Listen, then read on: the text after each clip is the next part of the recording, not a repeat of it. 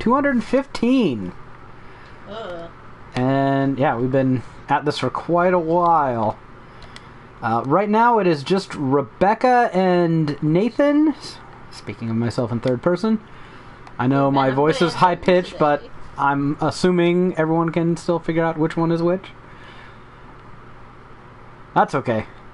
Because they're running late, I figured I would treat myself and play some Dragon's Dogma. My favorite, well, not my favorite game. One of my favorite games of last gen as I head into next gen. Podcast schedule's gonna get kind of fucking crazy over the next couple of weeks, honestly. We've got the election in, a day? 2 days? It's on the 3rd. This is the 2nd now. That actually hit me? Oh, I forgot all the controls for this thing. The final results will be in probably till November 22nd or 27th. I think is the last date that absentee ballots can be counted. Don't want to get too much into the weeds with politics. Suffice to say, go out and pick which flavor of piss tastes the best to you. That's really what's on the line this time, it seems. Then we've got the console launches coming out the week after that, assuming, we're not in the midst of a civil war by then. Well, even then, I still hope they manage to get our consoles to us. I mean, right? It's not like we're going to see any... Well, God, I can't even say that because we live near a military base. Maybe there will be fighting around. Whatever. Don't worry about that shit when the time comes. But, since I'm not a mind reader or a fortune teller or a seer or whatever the fuck, we're going to pretend that everything's going to be hunky-dory and not worry about all the looming threats hanging above us and get on with some gaming news. Yay! Escapism. Speaking of escapism, this is one of the few things that actually probably interests Rebecca. My Time at Portia is getting a sequel called My Time at Sandrock. It's coming out on the PlayStation 5, PlayStation 4, Xbone, XX, Switch, and PC. Basically, every goddamn thing. Hopefully, it works better than the other one. Well, what was wrong with the original? I still played the other one. Well, there were a lot of graphical issues. And, wasn't there a boss that just didn't fight back? There were several after a certain point. Once you reached a certain level, none of the bosses fought back. So, I was able to beat super bosses with no trouble at all. I mean, just by looking at that game, it didn't seem like combat was its strong suit. Yeah, but you still had to fight a shit ton of bosses. Oh, that's not what I wanted to do. There we go. But there were also problems with, things just not working. So, you'd have holes in the walls, or random shit. So, it's safe to say it's not the most polished of games. No, it wasn't, but it was a PC port, so... And, I mean... So, should they have finished the original game before starting with this one? Probably, but gaming. Yeah. Did I not press that thing and... I could have sworn I did that. I'm already not paying attention to this game. Yeah, because I'm supposed to have more pawns by now. What am I doing? Ridiculous. Can I not even know? It has been a while. It has been a while. Look at me playing a game I can't even get any trophies on. You platinumed My Time at Portia, right? Mm-hmm. One of your rare platinums. How many do you have? 10? I think so. That has to count as an endorsement, right? Sure.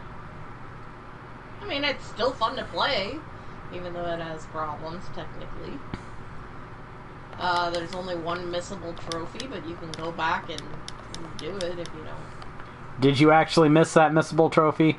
Yes, I did miss that missable trophy. And then you went back and got it. I had to play through again for quite a bit. Yeah, that sounded like a bit of a chore. I'm surprised you actually did that. I don't know. Well, I decided to do another trophy at the same time, so... I remember you trying to date some snobby dude, and...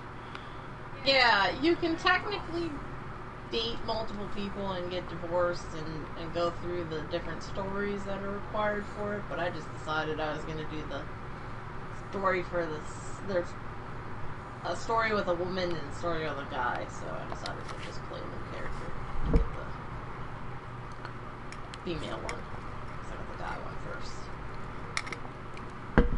I went past this... So, getting that other trophy that I missed was less unbearable, because it wasn't just for one, it was for 2 or 3 trophies, actually. I went past that first Riftstone without summoning the other 2 pawns. Never done that before. I didn't even know you could do that. That takes some skill. So, we gonna buy this game once it's down to $20? Yeah, maybe. My time at Sandrock. I mean, they mentioned Sandrock in the game, so... See, look at that. A lore hook. Remember that stupid racing battle royale game? Or, I don't think it was a battle royale. Whatever it was. That they showed off at the PlayStation 5 game showcase. Yeah. Well, it got delayed to February 2021. And nobody cares, because it looks stupid. It's also going to be bundled in with PlayStation Plus, so... At least we don't have to pay for this game we don't want. Even more reason to not care. I'm not sure if we'll ever end up trying this out. We're going to have, what, 4 people on the podcast that have access to that game, so... I don't know. I liked Rocket League, but not enough to really play it that much. We'll see. I only really played Rocket League while drunk. Hey, I thought I was doing pretty good. And then you had to ruin it by saying you guys weren't even playing, so... I was like, man, I'm really good at this game. You They were over there driving into the wall for like 3 minutes? Well, to be fair... I'm more competent at games when I'm sober than that, and you should have fucking noticed that I was driving into a wall for 3 minutes. Oh, this goat's gonna put me to sleep. Yep. Good. Go to sleep.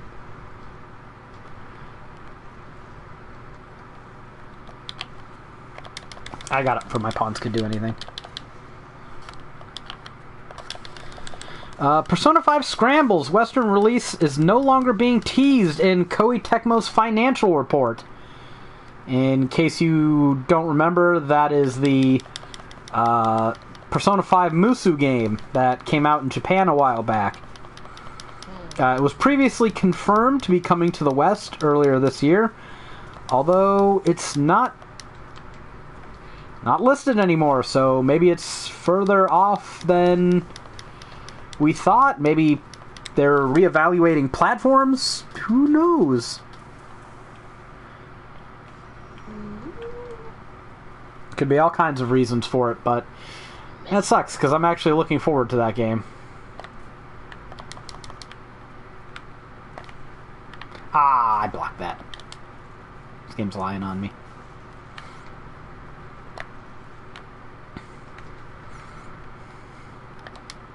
That's actually one of the games I'm really looking forward to, because like the actual mainline Musu games like Dynasty Warriors and Samurai Warriors, they haven't been that great recently, but the spin-offs have been fantastic. And I don't know why that is, but I mean,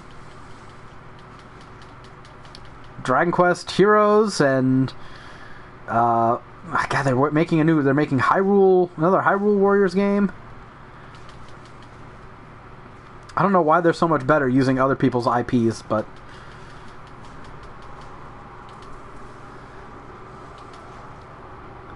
oh, now the Lions or Chimeras going berserk.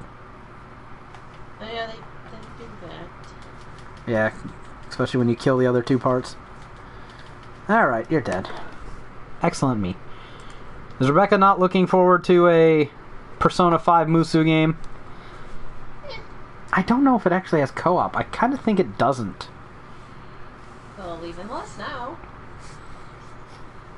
I mean, it's got a lot of RPG elements, so it might be like Dragon Quest Heroes, where it's just something you want to play on your own anyways.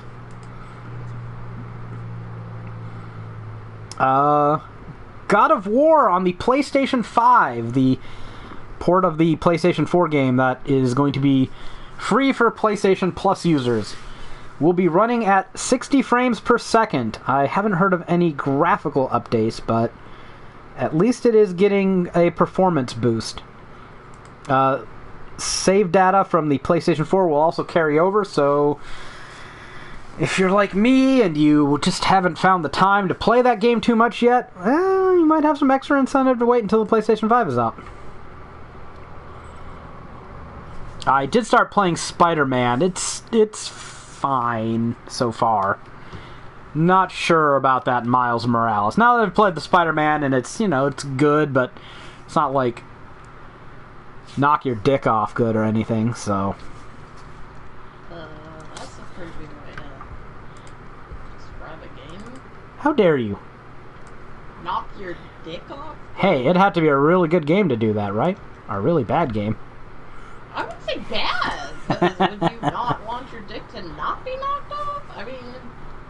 It's a matter of opinion. I suppose if you wanted to not have a dick anymore, you could. Oh, well. You got a little bit of the opposite problem going on, but we don't need to worry about that right now.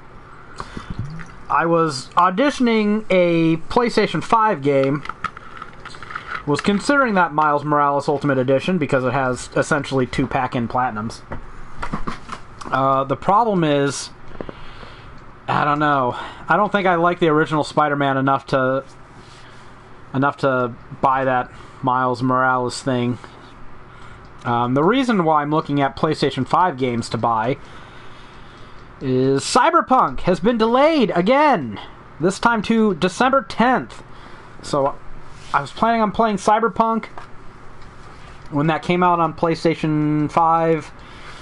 And, I wouldn't have anything immediate to play, which sucked, but it would only be it'd be like a week. It'd be fine, right? Right. But now we're talking about a month? I can't let my poor PlayStation 5 sit there a month without any game. I mean, yeah, there's all the fucking PS Plus games, and they're gonna be prettier, and also stick any PlayStation 4 game in. Well, not any, but many. But we'll get to that. There's more news. But it's Maneater, which we own. How dare you? I see, that's the thing. Like, I don't know for certain when all of these day one patches are coming out. So just because it's going to be patched at some point doesn't mean it's being patched immediately. So, but I don't know. I kind of want something shiny for PlayStation 5, but I'm looking at these games, like, there's only one real PlayStation 5 exclusive that I care about, and that's Demon's Souls, but I don't care about it enough to buy it, new. So I was thinking about Assassin's Creed Valhalla, but I'm looking it up online, and I can't see any good reason to buy the PlayStation 5 version over the PlayStation 4 version. Because then I'm also thinking, like, well, what if the PlayStation 5 just doesn't get here on launch day, So then if I have the PlayStation 4 version, I could just play that, but the whole reason I'm buying the PlayStation, or the Valhalla, is to play it on my PlayStation 5. I don't know. My PlayStation 5 gets here first. Well, then you'll get to be the guinea pig, won't you? I mean, it's a thing, like, I could be a dickhead and be like, well, then it's my PlayStation 5 by default. I think mine's the one that's coming from Walmart.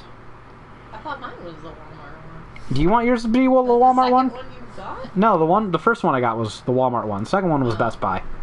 That was weird. It doesn't really... Do you want to call it now? Which one you want? I don't care. I know you don't care. Like, I could say, oh, I need it for my job, but I don't. We all know I don't. You just knocked me off a fucking cliff. Hey, I'm in another room entirely. I don't see how I knocked you off. Paimon. Oh. Is your name Paimon? Yes. Cliff and I died. Asshole. Oh, hey! Oh, they are alive.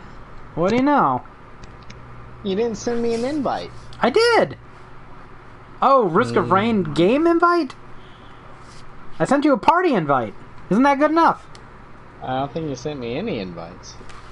I totally... Did I send you an invite, Rebecca? Yeah. Okay, then everyone got the same invite. Because I invited the entire group. Said everybody on the party. I swear I sent invites.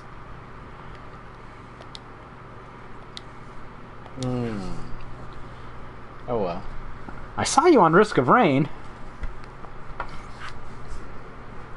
Don't worry, we haven't talked about anything too important. That means you've talked about all the important things. No, well, we just got all to... the things that would make you say genocidal things. No! Hey. Well, the My Time at Portia sequel is being made by a Chinese company, so maybe?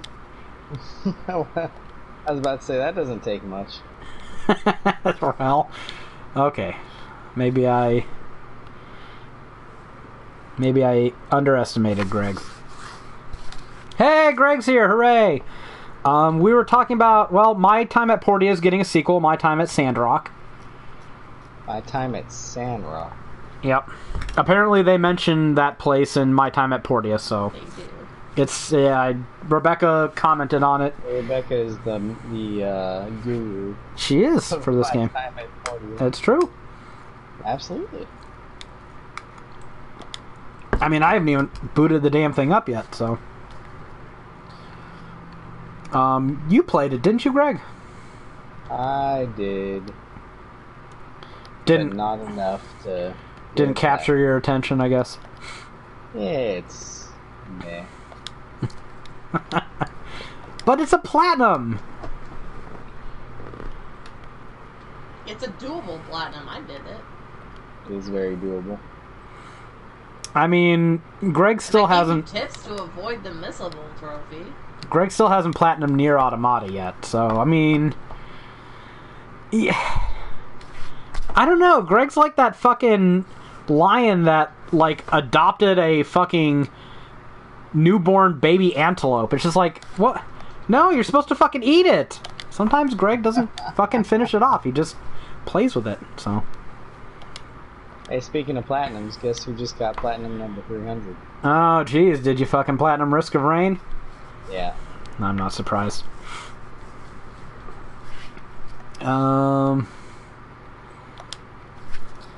See? I knew Greg was busy doing something. Were you playing with someone else, or...? I played with Tony a bit last night. Oh, okay. Meanwhile, I was slaving away on Persona 5. No, today's my day off, so I actually worked on Persona 5, like, all day. From noon till about 8? Was it about 8? I think it was about 8. Yeah, that's good. Yeah. That puts me in the mood to work on it. I mean, by all means. I got to September 2nd, and apparently that's a long fucking day where you decided to, like, have some trophy grind, so I was like, okay, well... Probably not You got getting... yourself some trophies? I got 2 bronze trophies, yes. That's not too bad. It's okay for a day. I also ended up putting up like 10 different pieces of media for those 2 days. So, that was a thing that happened. Bust size. Well, you gotta make it 4 out of 5, otherwise it clips through their clothes, and that is not acceptable.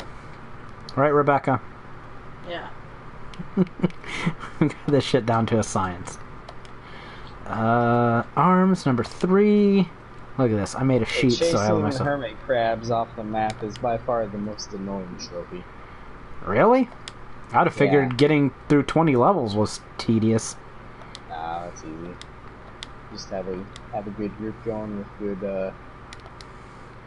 good players.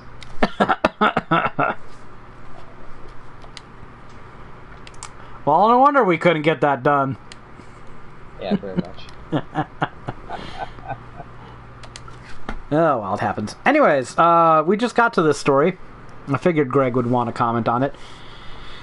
Cyberpunk 2077 has been delayed until December 10th. Oh, yes. And the death threats that has brought this can't be any surprise to you. No, I mean, I saw it. We talked about it on Slack, and I didn't even put it down as a news story because, I mean, fucking obviously, don't send any death threats. That's so stupid. But dude, when that kind of thing happens, they really should get the police and the FBI involved just to teach those people a fucking lesson, in my opinion. It's so stupid. It's so stupid and childish, and it is, but they need, like, those people who think that that's okay need to be taught a lesson. Somehow. I probably have more skin in the game with Cyberpunk than most people. I mean, it's going to be my job for probably 2 months at a minimum. And, you know, whatever. Shit gets delayed. It happens. Get the fuck over it, people. Yeah, it could be a bitches.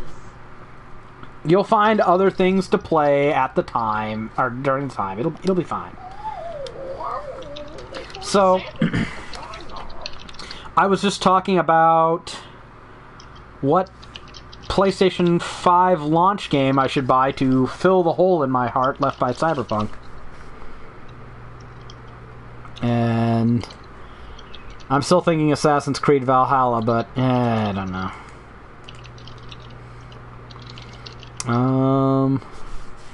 Alright. Hey, I'm finally playing Dragon's Dogma now. Took me this long to get through the intro.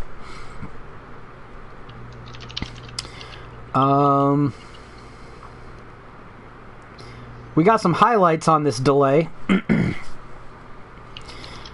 are firm, CEO Kaczynski said, realizing on November 19th that it is possible and was possible, but having these 3 more weeks gives us a chance to fix this and that. The decision was not easy, but we know there's just one release and the first impression is crucial. So in the long run, the decision is beneficial. Better initial reaction to the game always works in favor of more sales. That is why we are delaying. We don't have to, but having the extra time gives us more certainty that everything will be in the game when we release. About the delay, he said, this situation is different compared to previous changes to the deadline. The game for PC is ready and plays well on next-gen consoles. The company is finalizing the process concerning current-gen consoles. So if you saw those news stories going around, all those clickbait headlines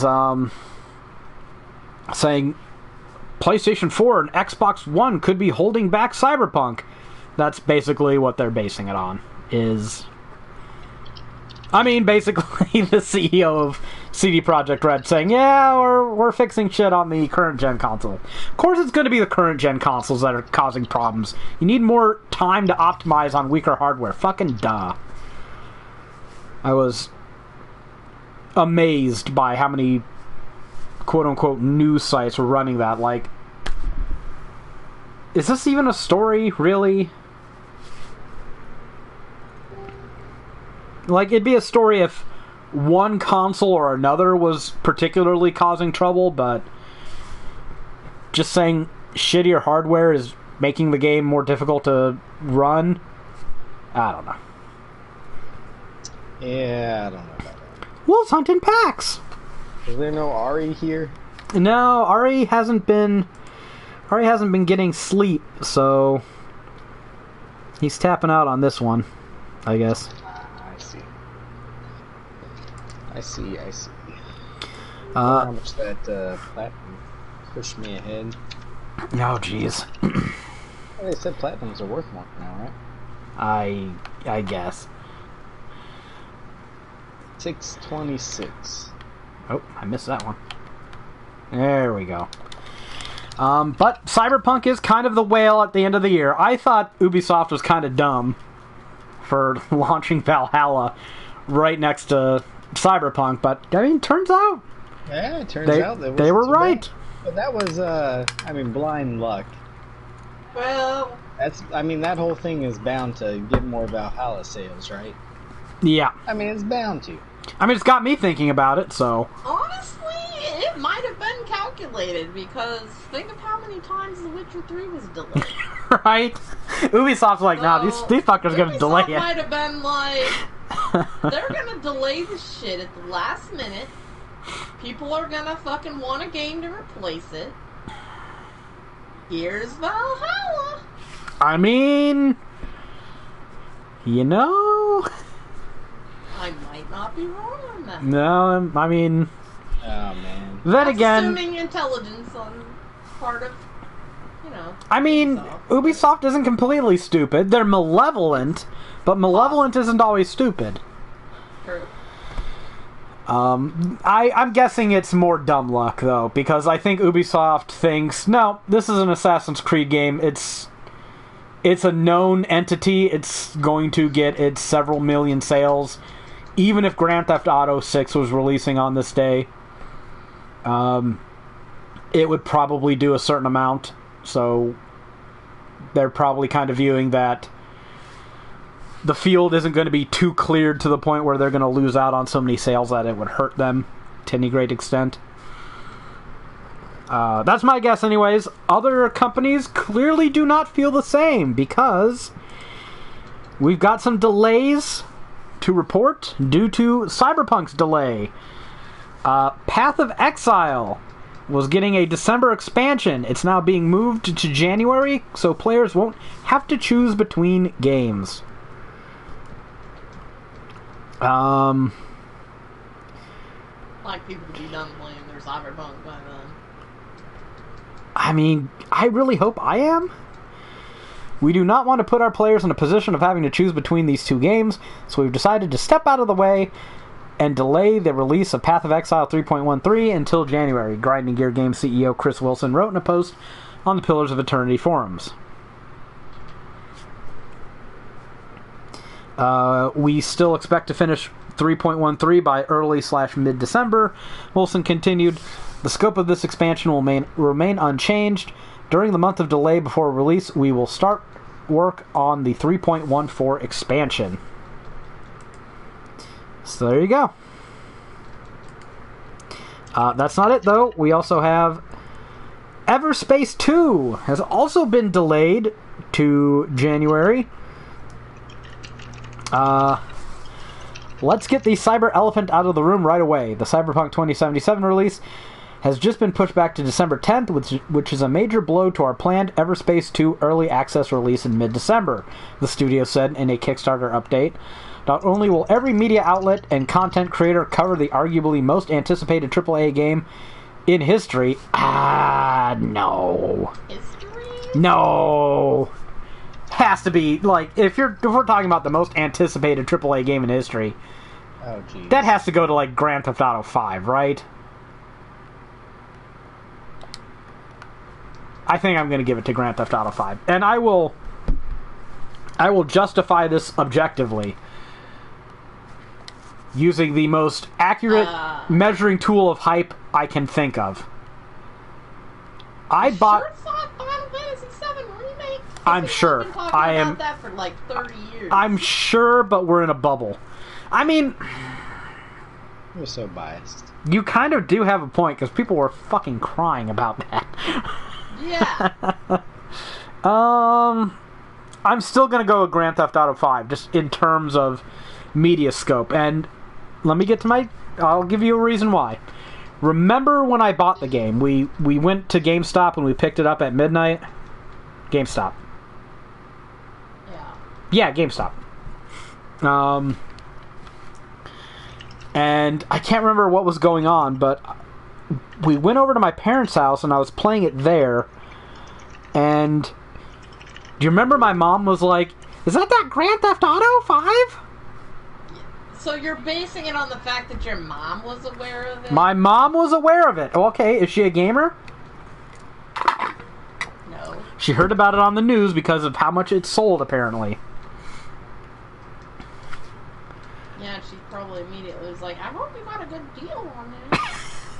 Remember, she was talking shit about my driving, so I gave her the controller and let her drive, and she decided to play bumper cars for a few minutes before giving me the controller back. She actually didn't do that bad, considering. Well, considering she doesn't play games, I guess she did okay. So, I'm pretty sure my mom hasn't heard about Final Fantasy VII Remake or Cyberpunk. So I'm using the mom test. And by that indisputable metric, I think I will give it to Grand Theft Auto 5. God, what starting vocation do I want? Do I want to make life easier on myself and just pick the Strider? Nah, I think I'll just go with the Fighter. Gamer anticipation, I think,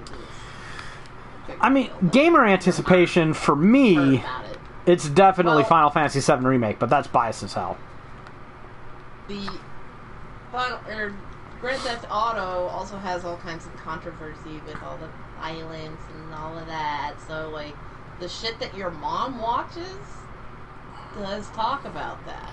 So they're not going to talk about games like Final Fantasy VII Remake. She heard about it because of the sales. Well, yeah, I know, but... Because it made, ridiculous money. Sales things were probably also paired with the controversy, because she was also aware of the controversy. Yeah, remember when something like Grand Theft Auto was controversial? Yeah. And now you've got, Isn't there, a game where you, steal cars and kill people? We just today, we had a bunch of Trump supporters in trucks wait on the side of the road for a Biden-Harris bus to pass by, and then they tried to fucking drive it off the road. They surrounded it and tried to force it off the road. Tell me that's not a fucking Grand Theft Auto mission. A bunch of fucking redneck Texans trying to harass and hijack a politician's bus. Right. Yeah, I saw that, and people were they were saying, call the cops. And yeah. Many of the replies are, well, who do you think's driving? Right.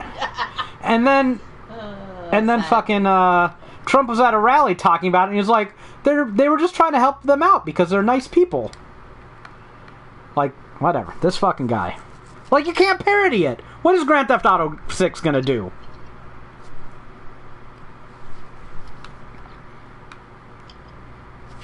Exactly. No one has any ideas. Phil Spencer I don't know. They need to make it already, though. I could wait indefinitely for Grand Theft Auto 6. I'm just not that huge a fan of the series. It's fine, but man, it's been a long time though, hasn't it? When did that game come out? Once you go to Saints Row, you gotta go back. 2013? I don't know. It's been a long time. Greg, have you ever played a Saints Row game? Just Get Out of Hell. Oh, okay. Oh, right. Yeah, you did play that.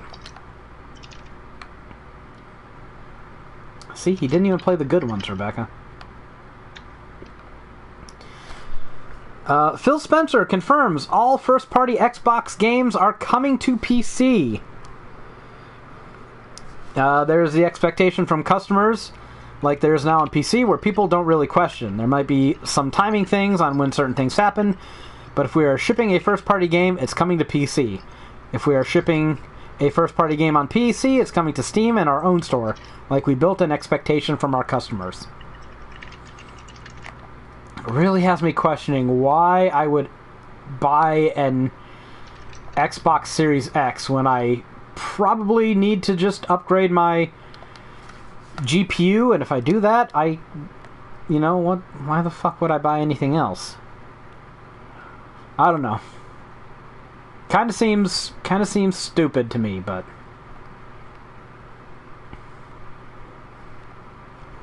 I try to get a RTX 3070. Not super hard, not like I try to get a PlayStation, but I idly clicked a few times and it just didn't happen. You'll be surprised to know that Best Buy's storefront is still not up to the task of handling these big hardware sales. So I are shocked shocked and surprised. I'm not sure I know of any humans who was able to get one of these 30 series cards. Like,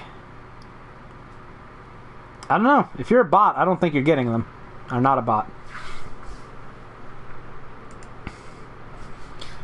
What do you say, Rebecca? Just upgrade the PC and get any Xbox exclusives that way? Yeah. It seems like... I mean, I like physical games, but... yeah... That PlayStation 5 is going to take up like half of our living space, so... I mean, apparently that used to be the case, but... my dad is going crazy building a deck in our front yard, and now it's basically a fucking small house at this point, so... Yeah, it's like... at least a third of the size of our house again. What he was planning out, anyway. I mean, see, this is the fucking thing. Like, I was just like, dude, we need an overhang to cover the front door because the rain was... it rained here and it ended up rotting out our front door because rot out. So, like, got him to install some gutters and they didn't work because he's not that good at this shit. Yeah, he didn't seal the gutter. So that didn't really help. I told him that. And I was like, we just need an overhang, dude. And then that overhang... he could have just sealed the gutter. Or that, he could have just... yeah, he could have just literally squirted some fucking caulk in the damn gutter, but... no, that wasn't grandiose enough. He had to build a deck, and I was like, whatever, okay, fine. I'll dig the post holes and help you set the fucking frame. And that was fine. Everything was good. Then I came out here and looked. Getting bigger and bigger. And yeah, now it's like now there's like a step down section of the deck and like there's 2 different levels of roof and what the fuck, man? So well, he had extra wood from a project in another he had house. Extra wood, so yeah. So he's like, I'm just gonna build more. But then, of course, he's got to buy more supplies because that extra wood is not enough to do everything. Yeah, he didn't have enough to finish what he started. And I should point out that we started working on this, like, in March. And then he got busy with another project, so we've just been sitting with a tarp over our front door for the past 6 months. So, we'll see how it goes. But if this deck ever does get finished, it'll be pretty sweet. We should tell him while he's at it, hey, why don't you hire an electrician and get them to run some fucking outlets out there? We can have some lights and shit and maybe a ceiling fan and... he was talking about running lights. I mean, at that size, he might as well. He mentioned the ceiling fan at some point, too. Fuck, like, just tell him to insulate it and just call it a room. Well, like, he wasn't thinking about enclosing it either. Like, well, it's gonna be enclosed now. I don't know how much he's enclosing the sides. Everything up until the step down, I'm sure. I'd at least like a rail around. I just want something to make my door not rot. Yeah. That's all this was supposed to be. But now he needs to finish it because he's got particle board over it now. So you got to turn that into a proper roof. That's not going to last the winter. Shit. He mentioned that himself. Well, he knows it. Whether he will do anything is another matter. He's already planning to take off Wednesday because it's supposed to be a nice day. Must be nice to just be able to take off. Sounds like a government employee there. Feels like he should be able to get the supplies. What's she talking about? Not you. I'm not talking about you. I'm just talking about a lazy ass contractor who makes too much money to get paid too much to do too little. Oh, maybe I'm talking about you. No, seriously, though. Talking. I'm pretty sure you make more than him now. Except, yeah, he does seem to just have the ability to take off whenever he wants.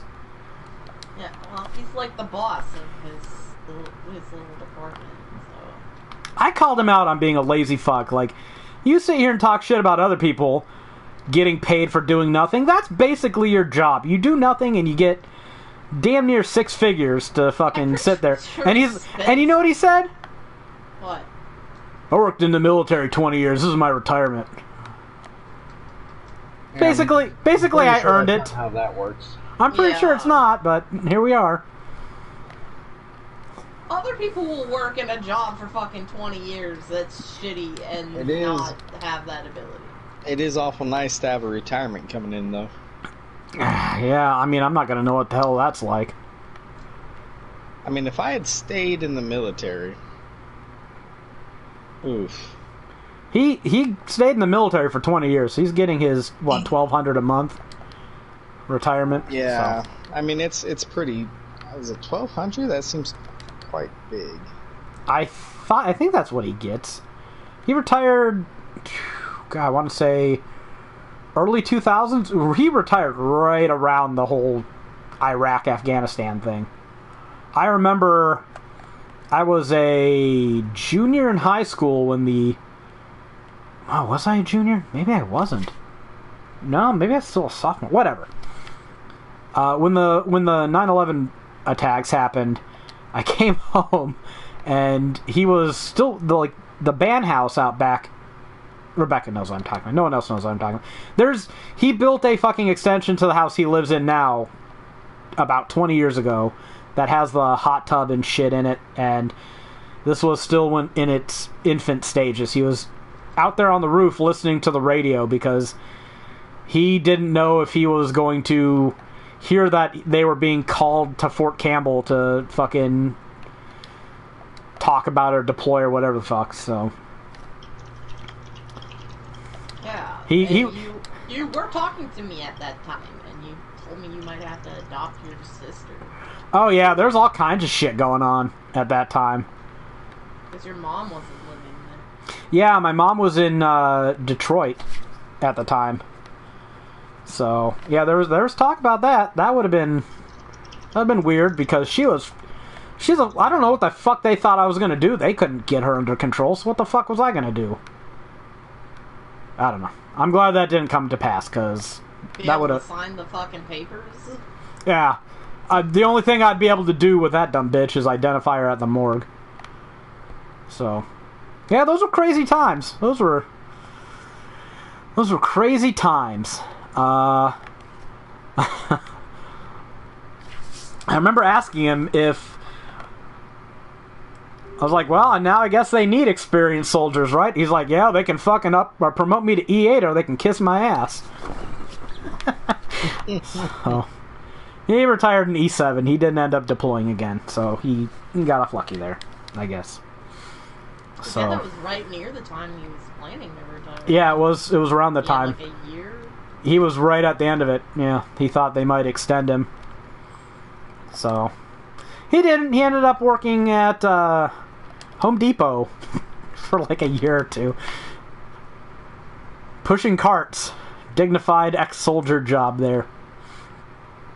And then my mom got done with her. She got a college degree in business, and then she just went wherever she could to get a government job. One of those GS fucking jobs, whatever it is. And they had a job for her in Detroit that she planned to use as a stepping stone, to get a promotion, to use as a stepping stone, and just wait it out until another job was closer here. And I mean, sure shit, she worked there for 3 years or some shit, and then got a GS position here, and has been working there ever since. And now she's making over $100,000 a year. So I mean, did exactly what they wanted it to. How did we get into this fucking tangent? Yeah, you get off on tangents. Way wow. Easy. This is ridiculous. Space for the PlayStation 5. Right! Space for the PlayStation 5. That totally makes sense. That was a warranted passage from one topic to the next. Yeah. So, PlayStation 5 is big, and our house is small, except for our deck. I'm hoping that like we can put the grill out there somewhere.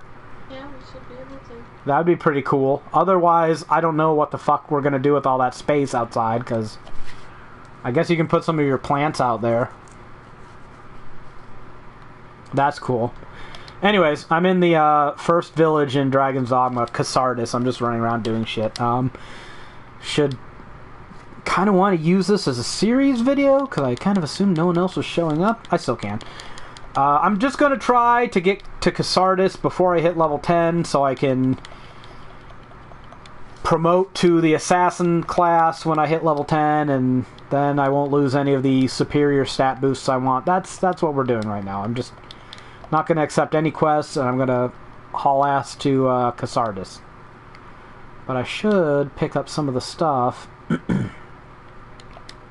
that came with this version of the game. Yeah. Some of this good shit. They give you some starting weapons and armor in this version of the game, and it's alright. Makes the early going a little bit easier. I'm going to go to the encampment nearby. I'm going to get my own custom pawn, and then I'm just going to beeline to the capital city. Sound good, Rebecca? Sure, do your thing. There we go. I set this up. Now I need not talk about this game again. Sony Interactive Entertainment CEO Jim Ryan, the first 12 hours of pre-orders for the PlayStation 5 in the US topped the first 12 weeks of PlayStation 4 pre-orders. That's insane. Wow. That's what they're saying. Doesn't even sound real, does it? I mean, did you pre-order a PlayStation? You did pre-order a PlayStation 4, didn't you? Yeah. And we pre-ordered too. I mean, but we're like hardcore audience, right? Yeah, I think that's fair. Yeah, but a lot of people need to escape. Did you see we already talked about that story about the faceplates website getting shut down? No, but let's do it. That was such a bitch move on Sony's part. Really. I told you they'd do it. They called Yeah, I don't themselves like it. Plate Station, which was hilarious. And then they had to change it. I can't remember what they changed it to. It's kind of immaterial. They changed their name, and Sony sent them a letter, nagging bitch of a letter, and they had to cancel all the custom plate pre-orders that they had because Sony was threatening legal action, which is just so lame. So lame. I'm not okay. That's not just so lame. All the words I have on that. 4-letter words. Lame being the nicest of them. Yeah. I mean, I wasn't gonna buy one. It doesn't affect me personally. I just... Come on. Who is it hurting? Come on, man. And when I see Sony's custom-ass plates and they want to charge like $50 each, I guess we'll know. I guess we'll know why it happened.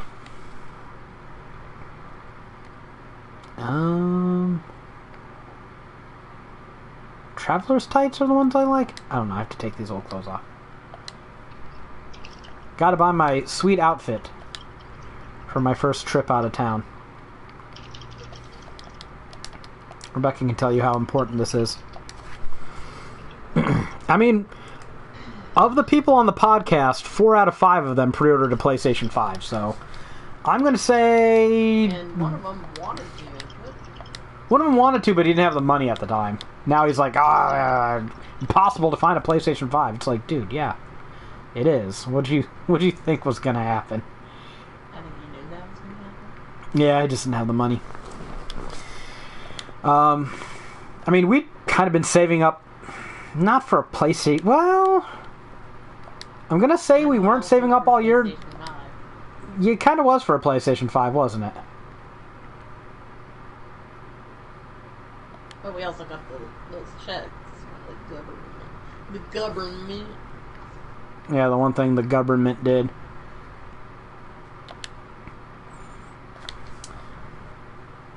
I mean, we did lose income this year because of COVID, so those checks basically brought us up to what we would have gotten otherwise. Yeah.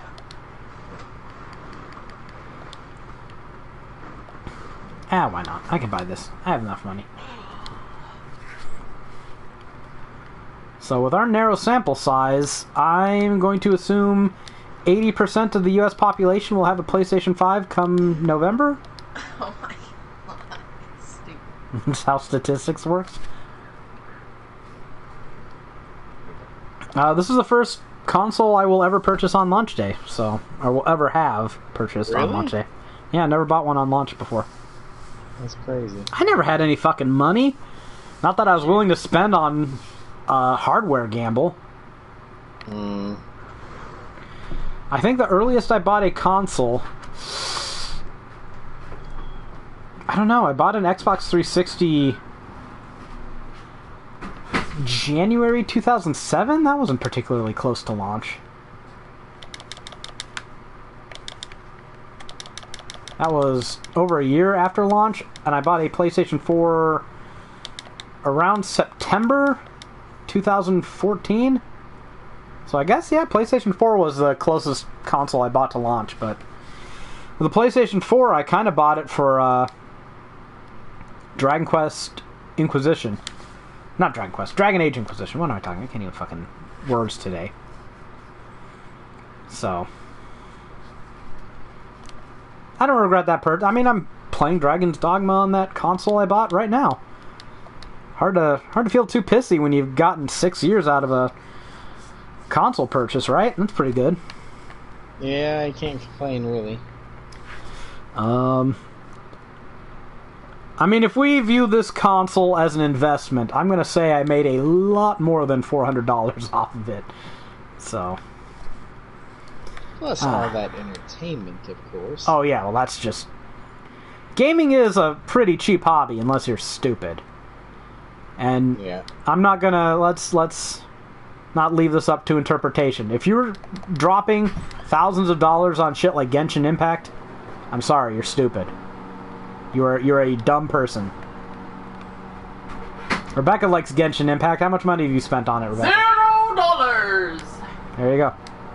She knows how to get her money's worth out of a game. Bravely Default 2 launches February 26th, 2021. I need to look more into that game and see if it's the Octopath Traveler people. You know what? I'm going to put this game, 70% chance that Alex ropes you into a guide. For what, Bravely Default? Yep.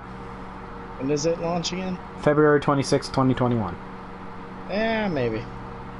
I think there's a high chance. I might end up doing Demon's Souls and Miles Morales.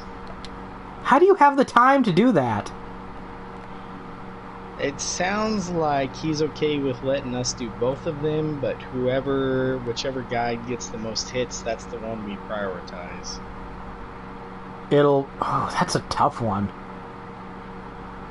Because I kind of don't imagine either of those games getting too many hits. Like this I think Miles Morales is the #1 PS5 launch game. Probably, but that doesn't mean that a lot of people are going to look up guides for it. Like, I'm not criticizing... I mean, I'm not really criticizing the potential guide. I'm just... From what I know of analytics, when it comes to games like this, Souls games do terribly. Just wretched. Yeah, that's what I told them. Because we've seen it. We've seen it before and before. I mean, if you want to play the game and they want to pay you to write it... Souls guides. Yeah, I mean, I'm not saying it's a bad idea for, like, if they're going to pay you and you want to play it. Okay. Just, you know, you're probably not going to get too many hits. Demon's Souls. Have you seen it? It looks good, but I don't think I want to spend $70 on it. I think I would get more entertainment out of Valhalla. That's just me. Just me. But yeah, I mean, like the Uncharted games and Spider-Man and stuff, they don't get that many hits because honestly, I don't know why. Maybe they're too well covered and there's just like not a lot of builds or other sort of information that players want. I don't know. They're well covered by wikis usually. Like, I think those are the types of guides you can just write a trophy guide for, and most people would be happy with that. I don't know. I think people would like item locations too. I mean, yeah, but that's ideally something you'd have to put in a trophy guide, right? Maybe. Like, if you just wrote a really good trophy guide, I think everyone would get what they wanted out of that. I played the Bravely Default 2 demo. I thought it was fine, but it didn't make me want to go out and buy this game on day one. Don't really have anything more or less in-depth to say about it than that. It was an okay demo. I can't remember. I mean, I'm not shitting on the game because I played the Nier Automata demo and I went, I was morbidly curious about this French-made fetish game, but after playing the demo, I'm not interested. And then when I finally, got around to buying the game at a discount and playing through it, I absolutely loved it. Once you get past the part of the game the demo covered. Like, the demo was just the worst hour of Nier Automata, and I was mind-boggling they did that. It's the one part of the game where if you die, you have to start over from the beginning. Why? Oh. They wanted you to prove you were willing to do it first. This was supposed to be a slow news week, but then CD Projekt and Nintendo fucked us. We had a Nintendo Direct, and I'm just going to cover the news from this Nintendo Direct because I know Rebecca cares about it. I actually haven't watched this one yet, so this is new news to me. Okay, well, here we go. No More Heroes and No More Heroes 2 Desperate Struggle are now available for the Switch. They're launching at a discount price of $17.99 each. And I wish Jared were here because I don't know what these games are. No More Heroes. You don't know what that is? I mean, I've heard of it, but I've never played it. They're from the infamous Grasshopper manufacturer. The guy that likes to put out weird titles. I forget his name. Kojima? Nah, the other guy. The other Japanese guy. That isn't the Nier guy. It occurs to me just now there's too many weird Japanese guys. But like this guy, this is a game about a guy called Travis Touchdown who buys a lightsaber offline and then tries to become the #1 assassin in the world. Yeah, it's out there. I mean, okay. You save your game by going to the bathroom. That makes sense. One thing that would really resonate with me... Apparently popular, because there's like 3 or 4 titles in this series. Since I spent all my day off, working on Persona 5, something that... Like, I don't know how they work it in, but you should be able to gain knowledge bonuses by using the bathroom. Because that is totally my life.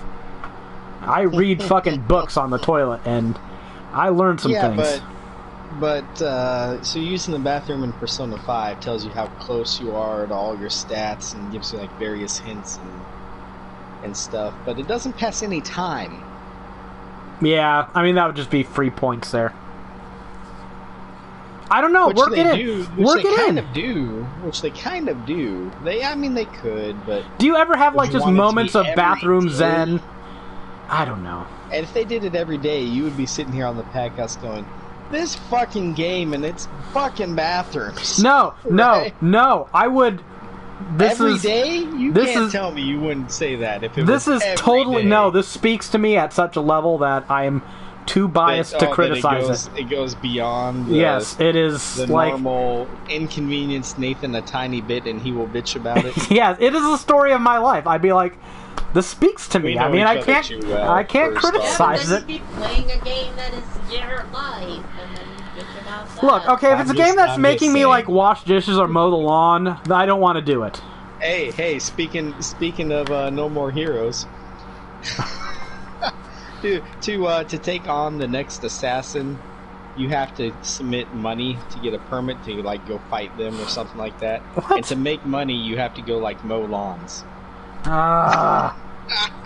Way to bring that around, though. That. Hey, yeah, we went full circle there. How fucking tremendous! This is the best part of the podcast, right? This 5 minutes, right? Serendipity. That was like literally bathroom serendipity, minus the bathroom, and I didn't gain any knowledge. Almost to rank 4 knowledge here. You did gain some knowledge. I guess I did. Yeah, you got knowledge about No More Heroes. I usually read history books while I'm on the shitter, so. When I am, he comes out and he's always like, "Did you know? Did you know?" No, I didn't. When I start talking, 30 minutes in the toilet. When I start talking about historical events on this podcast, you can figuratively say I'm talking out my ass. That sounds right. But I've like read most of my history books, so now I'm reading like the old Gygax Dungeons and Dragons books I inherited from my dad, and I'm just like reading all these weird rules, and I've decided to make a little thing about it on my Facebook page where I'm just, this is how Dungeons and Dragons used to be, how goofy it is, haha, laugh at me. So a lot of people like the first one. I'm slowly accumulating material for a second post on the subject. So just how some of the rules were just really weird and antiquated. Like I can share one with you that I gained earlier today. Gary Gygax essentially tells people in the DMG to, if your character gets a magical item from another campaign, he essentially wants you and recommends in the DMG that you get a written letter from the previous DM to give to your current DM so they know exactly what this item is supposed to do. It's like, you're telling people that they should get fucking permission slips from their DMs for carryover weapons and items and shit? Come on. Like, who's gonna ever do this? I don't know. 1979 must have been a time. I can't imagine something like that. Especially considering how mutually hostile most D&D groups I've ever known have been to each other. Yeah, well, I got a +3 long-tooth longsword. That's stupid and overpowered. You're not allowed to use it. Your other fucking DM's stupid.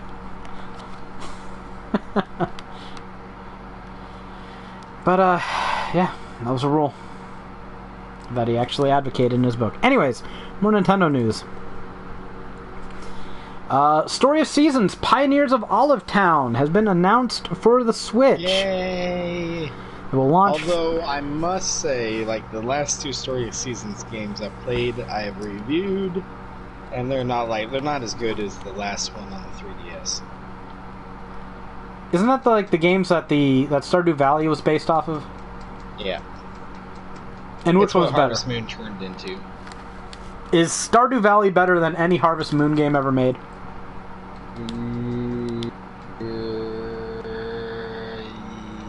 Yes. Okay.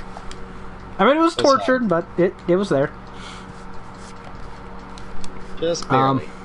And only because he keeps updating it. Speaking of which, I got that platinum. I was wondering if you were going to put that in there. Is that fair? You're bragging it was also, that game was buggy. Like, platinum aside, that game was buggy as fuck. But he's been working on it since it came out. He's still updating that fucking game. It's been 4 years of constant updates with multiplayer. You can play co-op. You can horse race with your friends and shit. How can these Harvest Moon releases keep up with a constantly updated game like that? They can't. Constantly update their own fucking games, and they won't. And they don't. And use it's one dude, and he's running laps around this entire team of developers. I mean, like, they're not the underdogs here. About laps. Some of those games are still pretty good and pretty close. Laps. Not laps. No, absolutely, I'm calling it laps. I've never played one of those games, so I shouldn't call it laps. But yeah, you shouldn't. I love Stardew Valley. So I mean, there's some things that Trio of Towns has that Stardew Valley doesn't. You shut your whore mouth. What? Right, but that does remind me of something. I'm going to officially call next week's podcast, provided that we're not all fucking in the middle of a civil war. Yeah, I mean, I may not be here. You might literally be somewhere else. You are shifting the balance of power in this podcast. Like, right now, this is the last podcast when the Central Standard Time people will have the numerical majority. It's going to be a split decision going forward, where we're going to have two freaks on the Eastern Coast, two normal people in the Central Time Zone, and one other freak on the Western Coast being the tiebreaker. So, you're just going to have to be willing to stay up later, Greg. That's all I can say. Yeah, I guess. It's gonna be rough if I shift to a day shift. Oh yeah, we'll play it by ear. We don't know how this is gonna go. Skin color 45. What was I doing on this game? 7, 14, 21, 28, 35, 42, 43, 44, 45. Oh, okay. I can see that. Holy crap, these characters look terrible until you start making their faces look human. This chick looks like fucking Golem. Holy shit. Anyways, I'll make you less that soon. But assuming Greg is around, that might be a big assumption, but we'll go with it for now. Next podcast is going to be the last podcast of the PlayStation 4 generation. I don't know what generation that is. 7th generation? 9th generation? Whatever hell generation. So I kind of want to do some things like talk about everyone's top 10 favorite games. Not necessarily the best games, but the top 10 favorite games from this last generation. And yeah, just give next gen a fond farewell, even though it'll be lingering like a bad fart for quite a while yet. As one generation tends to do. I mean, there's overlap, and that's fine, but if we're ever going to find an excuse to talk about an all-encompassing generation sort of topic, it'll be next week, right? That's the time to do it. So, I've already got my top 10 list. We can do other things like biggest disappointments, companies that have made the best turnarounds, just all kind of stuff. So we'll talk about this last generation next week, and just hope we don't have that much to cover. Hopefully Greg is able to participate, although I won't be terribly surprised if you can't, all things considered. I mean, yeah. you're only moving 1,000 miles. It's not that big. You just pack your damn microphone. You're good. Yeah, we'll see. I probably will. Like, the first thing, like, this apartment is furnished, so the first thing I'm probably doing is setting up my fucking PS4. Well, getting it hooked up to the Wi-Fi, calling it a day. Yeah, that doesn't sound unreasonable to me. Does that sound unreasonable to you, Rebecca? Nah. See? There you go. I mean, it's already furnished. Am I doing the nose? Nose. Nose is number 6. Okay. I'm making my pawn. Akosha has to be my pawn this time. She's getting downgraded. And that's mostly because I don't have a build for Onsult anymore. I don't know where that went. So I don't know how to make a proper Onsult, and I don't want to do that on the podcast, because then it'd, take forever, and I'd just be on the character creation screen. Oh, wait, I'm already doing that. Oh, well. Wait. Is this still the Nintendo Direct?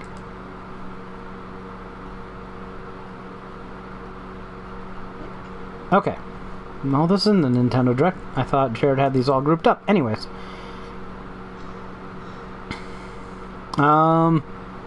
Control Ultimate Edition is now available for the Switch via its cloud service. Yes.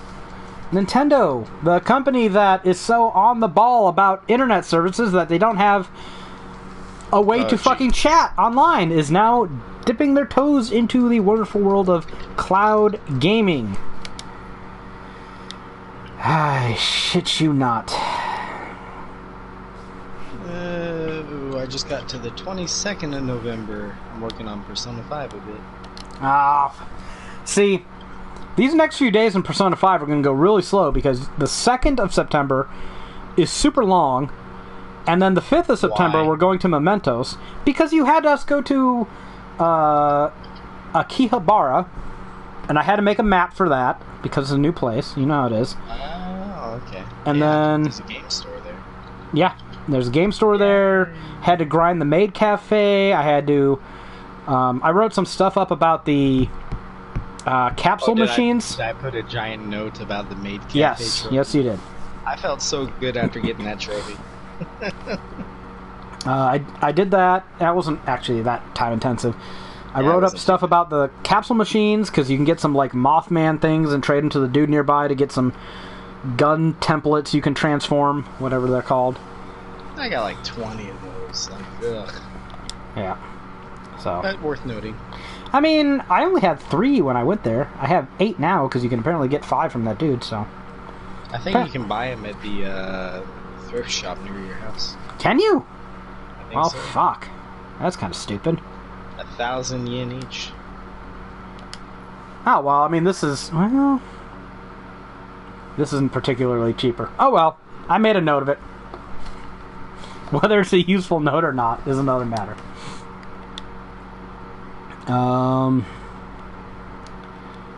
It's in the guide now. Too late to change it. And then, yeah, the 5th is going to be a Mementos trip, and that always takes time because you got to fight through shit, so. And then after that, it's just like the shortest days ever.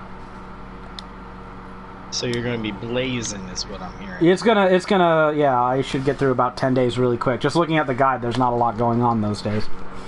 Maybe we're going through another exam or something? I don't know.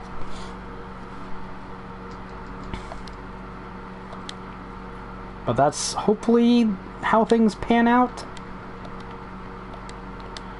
We'll see. Are you buying any streaming shit on the Switch? Like streaming shit? Yeah, they are launching some games via the cloud for the Nintendo Switch. Oh no, they can go fuck themselves. I will wait long, and well, I will wait long and hard. That is. I will wait quite a while to see if they finally manage to figure out what the fuck online is. Like they will be like having to be competent for a month at least before I even bother. It's Nintendo. Like competent? Well, I mean, have they ever had a competent online service ever? Ever? I don't think anyone's had a competent online service ever. Actually, you just reminded me of something. I've got a rant. Have you seen this new fucking PlayStation Store? Yes. This abysmal piece of shit mobile fucking store that's infesting my browser. I use the PlayStation Store when I'm doing reviews for DarkStation for media. You steal screenshots from a PlayStation Store? It's not Greg. Stealing when they're displaying them for you. Thank you very much. Oh, Greg. Here I am, like, I've got to get a good screenshot of this for my review. I didn't even think about just going onto the PlayStation Store. I actually tried that once, and they deleted it, and they replaced it with a screenshot from the store. So okay, well, if they're going to do that... DarkStation also doesn't allow comments on the reviews. So, like, they're a weird... Like, they don't seem to care too much how popular they are. They're not trying to become the most well-known of review places. What? So like I'm putting in the equivalent amount of effort, I feel. What are they trying to do exactly? Get free games, put out reviews. I guess that's the baseline. Okay. I mean, because I know what Gamer Guides is trying to do, and I mean, we have some editorial standards, but it seems like I have more freedom than you do. Yeah, maybe. And they also I put in one of my reviews just to test the waters. Oh shit, what was it? Oh god, I need to go read it now. I made a pun, and then I put that's pretty punny, huh, editor guy? Oh just god. To see if he'd leave it in there. Did he get you? Yeah, he took it out. Son of a bitch. Oh man. Because like I sit here and fret over these reviews now that I know, like, the first review I did for them was The Outer Worlds, and I absolutely adored the game, and this was the first review I had that was going to be published anywhere. It's fucking Gamer Guide, so it's not like anyone was ever going to see it anyways, right? But for some reason I was like, no. I got this game early via a review code. I played it. I maintained confidentiality about it. I even set my console to offline so no one would see me playing it. I was taking this shit seriously. I got a press release from Obsidian and everything. And I was like, I wrote the review and I double checked it. I read it to Rebecca and I was like, man, I hope this is good. And I don't make an idiot out of myself. And I was also fretting like over the score because I think I gave it an 8.5 or something, or a 9. And I was like, man, I wonder if all the other reviews are going to give it around the same score.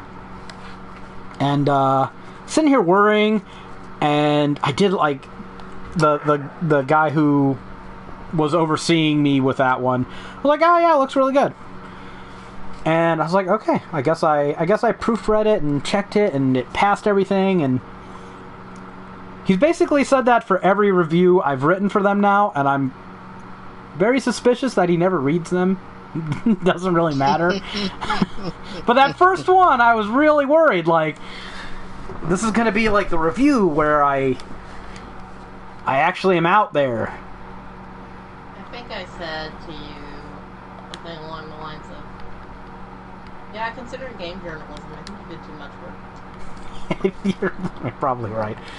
But I put in some effort. I didn't want to, be a game journalist about it. I wanted to actually look at things objectively, maybe use a few good, turns of phrase in there, and try to review the game based on its merits. And I gave it a really good score, and that was roughly the consensus everyone else did, so I was really happy about that, although I was basically just like, yes, I am part of the flock. Feels good to be safe here in the middle of this flock of sheeps. No wolves coming after me. Yep. And then kill the outliers. And then yeah. I don't really think it matters. I mean, again, I never thought it really mattered, as in anyone would read it, but I didn't think it mattered so little that literally nobody else would read it. So, oh well. Hey, they got me to write the Final Fantasy VII Remake review. Jared tried to pass off the Ghost of Tsushima review to me. I was like, no, man, you're writing the guide. You can write the review. Yeah. So, don't know whatever happened with that. But now I'm kind of like, man, maybe I should have written it. Oh, well. I probably would have given it, like, a 9. Well, they were on a 5-point scale, and I don't know. I don't know what it would have ended up as. Because we don't choose the score, we just, rate by the categories, and the final score is generated off of that, so. Which isn't particularly like how I like doing things. Like, a game can have, like, 2 or 3 out of 5 graphics and still be a fucking really great game. Like, I don't really think its graphics should tank the game that bad. Like Dragon's Dogma, look at that rancid-ass fucking graphics. Fantastic game, though. Anyway, let's try to get through more of this shit. Hitman 3 is also coming to the Switch via the cloud. What is it? Hitman 3. Hitman 3. I just can't imagine anybody being like, I'm not going to buy Control on my PlayStation or Xbox, but Switch streaming, I will do it. Here's a question for you, Greg, since you're uprooting and moving your entire world across the country. We recently got another ISP in the area. It's a fiber optic cable service. Yes. It's about the same price, but its speed, like its download speed, is up to like 1 terabyte? Is what they claim. And it has unlimited bandwidth. Yeah, I mean, like, maybe if no one else is using the fucking thing, that's not going to be how it is, though. They always say up to. Yeah, asterisk. The whole words up to in the comm world are such a fucking scam. That's why when Democratic politicians are like, I believe everyone should have access to affordable health care, I'm like, access affordable. Fuck you. But, well, I'm wondering if I should switch to fiber because I'm almost certain even, like right now I'm at 100 megabytes per second. And I'm pretty certain, even at its worst, this fiber is going to be significantly faster. I mean, if it's the same price, I don't see what I mean. And it has unlimited bandwidth, whereas my current ISP is 1 terabyte a month. Oh yeah, fuck that. Not that you'd probably necessarily use it, but I'm just being able to not think about it without having to think about it. Yeah, is nice enough. That's what I'm thinking of. Like, I'm just paranoid because it was such a pain in the ass to get this Mediacom up and running. I'm like, you know, I don't really want to switch off Mediacom. So much time on the phone. Remember all the time I spent on the phone until I got hung up on? I was shaking with anger dealing with these people. It was the last time that happened. The nicest guy in the world. What's that? He was so nice. Guy that I finally oh yeah, you finally got someone. Yeah, after multiple calls though. I got some fucking just cantankerous, wretched bitch. Sir, if you keep taking that, I'm hanging up now. Like taking that tone or whatever? Yeah, you're taking that tone. What'd you do? Nothing! He just spoke matter-of-factly. He wasn't even angry at that point. She made me angry. I'm trying to set up an appointment for my internet. These are the days and times I'm available. What can I get set up? He just said it like that. Like, just matter-of-fact. Not angry or anything. And she's like, sir, if you keep taking that tone with me, I'm gonna disconnect the call. And he's like, what? And she's like, I'm disconnecting the call. It was fucking ridiculous. Like, he wasn't even being mean or rude, and then... I was annoyed because they jerked us around twice before because we set up appointments and they never showed up. Yeah. And then... I just saw the red in his eyes. I was like, give me the number. And then I spent the next 2 days calling. Until she got the one competent fucking employee, and they was like, okay, yeah, we'll get this done. God damn. 2 days of calling and being on hold for a long time each time. That's why I hate calling people, because it's always just... like, it's playing the lottery, you know? You'll call one of these fucking centers, and they'll be like, hello, I am Stephen Smith. It's like, no, you're fucking not! Just want to fucking hang up and fucking try to find someone without a goddamn accent so I can actually get something done. Because my success rate of actually achieving anything when someone with an accent picks up the phone, and I don't care if this is jingoistic, this is just the truth, is so close to 0%, it might as well be 0%. Like, Rebecca will call people, and she'll be on speakerphone talking to them, and I can just tell from the sound of the person's voice whether anything is going to get done or not. So, I don't know. And I am the nice, like, it's gonna shock you, Greg. I am the nicest person when I call customer service lines. Yeah, I mean, I don't know. You guys are both pretty biased. Asking me to swallow a lot here. She works for she is one of those people on the other end of the phone. You should hear the bullshit she does when she's hello, Penny Royal, respond. It's like, you are a fraud full of lies. And I'm also really nice to people working in customer service. Always. Because you get more done when you are nice to them. They have the ability to hang up on you. And they will. So I'm just so nice. I'm like, how's your day? Are you having a good day? I'm patient. Even if I've been on hold for 6 hours.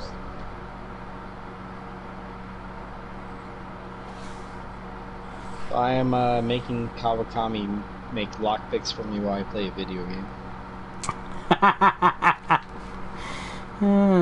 Oh, that's another thing I added to the guide. You only had one of the endings for Kawakami, her rank 10.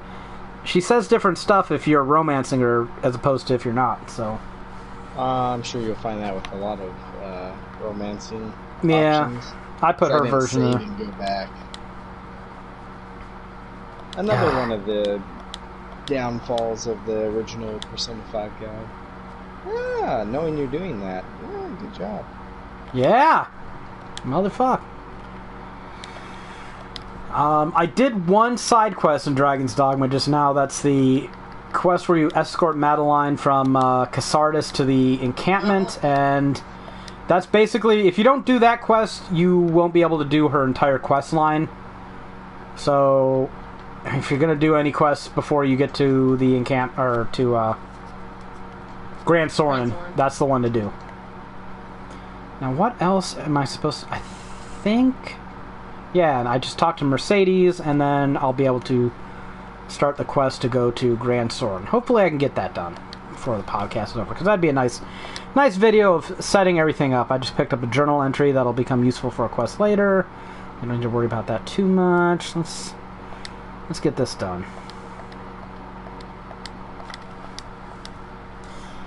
Oops. Pressing O too many times. There we go. That should be it for the Nintendo Direct. Not a whole lot. They, I guess, touted, hey, we have a streaming service, to thunderous groans, I imagine. Yeah. Fucking Nintendo. No Man's Sky is coming to PlayStation 5 and Xbox Series consoles at launch. It will be a free update if you already own the game. It was cheap. Right? You got it for like $9. I think I was like 12 or 13 or something. Not bad at all. I think Rebecca waited and ended up paying a little bit more. What did I buy? No Man's Sky. Oh, I don't remember. I think I paid $8. But yeah, it's a free upgrade for existing owners. And, I mean... Oh, crap. No Man's Sky went from being like the game everyone talked about as a, hype failure to being a game everyone talks about as an example of when devs do the right thing and stick it out and keep working on their game. So, yep. What a turnaround, huh? Gotta give them credit. I think I've been pretty fair about that. I mean, and that was a game... I was one of those people. I pre-ordered it because I was like, man, this looks fucking great. And then the leaks started in Reddit. Yeah, I read a Reddit review of someone saying all the features that weren't in it, all the bugs, and I was like, no, I'm not risking that. And I don't regret that decision to cancel that pre-order. So, but I'm glad I bought it eventually, because man, did they turn that around. One of the features of No Man's Sky, and just think about where this game started with this feature now. For the first time, console players on next generation hardware can traverse the universe in sessions of up to 32 players. All iterations of the universe are now united, and travelers on PlayStation 5 and Xbox Series S/X can explore alongside travelers on all other platforms. And it will run at 4K resolution at 60 frames per second. Oh, very nice. So... I should probably go for that platinum at some point. Podcast game? Is it? Yeah, maybe. It could be. I mean, I'd have to see who all has it, but Rebecca, me, and you have it, so... Fuck everyone else? Three of us can play the it? only people who showed up this time? Yeah. The troopers. The real men of this podcast. Cutting out because you can't sleep. Alright, I haven't, slept in yeah. years. Fucking sleep. Take a goddamn Benadryl. I sleep when I'm fucking sick. And you get sick because you don't sleep. Yeah, probably. Got a quest to go rescue Kina. This will stay through the trip to Grand Soren. You've got to do it before you go to the Pawn Guild, however, and I'm going to make sure to come back for that, because if you don't do that, you will miss out on Kina's entire quest line, and don't want to do that, as much as I don't like Kina. But I can still go to Grand Soren and get my assassin class, and then come back to deal with her. So Shit, I put in a fucking note love in this in Persona about this memorization game. This video game is basically memorization, where you have to put in repeated commands. How this is nothing after playing Final Fantasy VII Remake. there was memorization in Final Fantasy VII Remake? Yeah, oh, the you're talking fucking- about like the squats and shit? Yeah. Dude, I am so proud I was able to do the pull-ups on my own. I practiced. Yeah, it took me a while. I got in the zone. I think it took me... maybe it took me up to a dozen tries. At least 9. Rebecca was asleep. I just got up in front of my coffee table here and stood like right in front of my TV, and I was timing shit out with my fucking foot, tapping, and... Yeah. I got it. I don't ever want to do it again, but I did it that one time, and that's what matters. Haven will launch for PlayStation 5, Xbox Series X, Xbone, and PC via Steam, GOG, and the Microsoft Store on December 3rd, followed by PlayStation 4 and Switch in Q1 2021.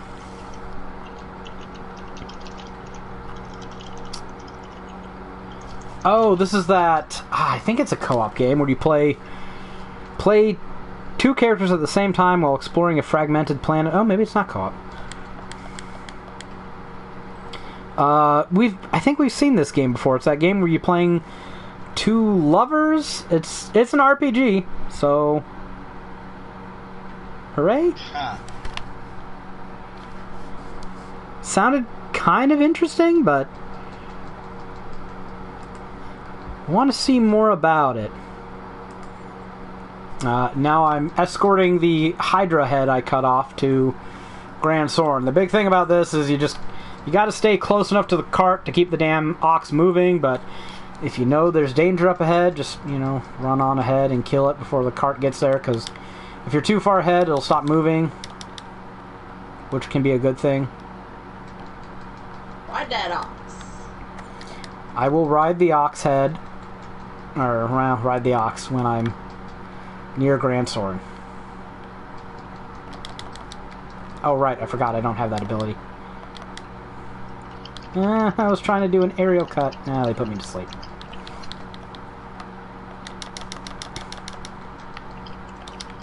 Frickin' harpies. Oh, I accidentally copied the same story Jared did. Oh well. That means I just don't have to read it again. So you got surely you have some guides that you've started and never finished, right? Yes. Planescape Torment. Do you have any guides you started with a co-op partner or agreed with someone that you've never finished? No. Because I ain't no bitch. I know Persona 5 looks bad, but I will finish that guide someday. That's not even close to what I meant. Oh, where's my Dead Space guide? I did a guide for Dead Space 2 and Dead Space 3. And that Sokus guy, whatever, you know what I mean. Yeah. did a guide for Dead Space 2 and Dead Space 3. So we agreed that Dead Space 1 needed to be a co-op guide. And I did like the first two... Ah, there it is. Dead Space. Yeah, PlayStation 4, version 0.01. Needed to be done, right? And let's see, I did chapter 1. Oh boy, this is a text guide for sure. I did chapter 2? I did not. Oh, you made it to the start of the game. We were going to do every other chapter. Are you trying to get me to write a Dead Space guide? No, I'm going to send him a... I'm going to put it in Dropbox and send him a link. And get on it. He's doing Valhalla with Alex. So Alex is going to do Valhalla, Demon Souls, and fucking Miles Morales. I don't even see how that's possible. I don't either. That's a little too much. But, you know, that's his full-time job, so... Fuck, writing guides is my full-time job, and I don't fucking work that much. Then again, I do better work, so I guess it makes up for it. You also don't, fighting words. chicken out on a game. That is true. I've never abandoned a guide that I started writing with other people. That's for damn sure. When's the Axiom Verge 2 coming out? I don't know, 2021 you can't sometime. tell me you didn't enjoy playing through that. That must have been like the chillest guide you've ever done. Axiom Verge? Yeah. Yeah, it was fine. I got 2 platinums out of it. I greatly expanded the trophy guide, I'll say that. You gotta do some work. Bitch, I did a ton of work. Some. That's all I'm giving. Gamer guides. Made all the map for that thing, or all the maps for that thing. Yeah, that probably took some. What about, did you make maps for Time Spinner too? Yep. I didn't make that many. I think the maps... Solid Sanctuary? No. I mean, that guy never got posted anywhere, so... Well, that's a good game. Yeah. That fucker on GameFAQs came there and stole our bounty, and we were just like, oh, fuck it then. But we did eventually finish it. We just never released it in any format except... I think it's on my Discord channel in a text file people can download. So... It's something? Alright, now there's that nasty boulder over there. Oh no, whatever is it going to do? Come on, boulder. Do it! Alright, I don't think it happens unless the oxen is here. Well, at least we can clear out all these harpies.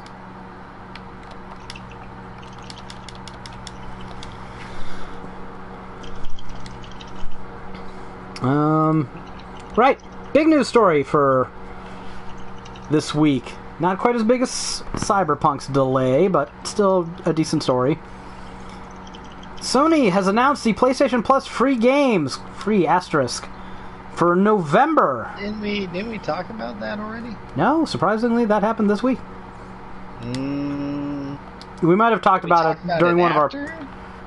I think we might have talked about it during... Well, I sent you a message on Facebook, and we may have talked about it a little bit during the Persona 5 stream. Oh, that's probably what I'm thinking. But this is a different thing, so we must talk about it again. We're getting Hollow Knight Void Heart Edition and Middle-earth Shadow of War. But if that's not enough, if you own a PlayStation 5, you will get Bug Snacks for free. I was thinking about buying this game for Rebecca. Now I don't have to. So, I'm actually kind of cool with this. So, I feel like this is like the first month Sony has actually offered anything worth a damn. And, I mean, when they don't want to offer anything, they don't offer anything, but when they want to offer shit, not a bad month. For the record, anybody who listens to this in perpetuity, Hollow there's Knight, no one, right? Is fucking fantastic. What a great game to give away. I was thinking about buying that one. Now I guess I don't have to. I already own Shadow of War, but it's one of those games I started and never finished, so I'm kind of cool with having a digital copy I can just pop up and play at any time. So I have no complaints. Good month to be a PlayStation Plus subscriber. And that's just more shit you will be able to play day one on PlayStation 5. So, yeah, Rebecca, how do you feel about this Bug Snacks thing?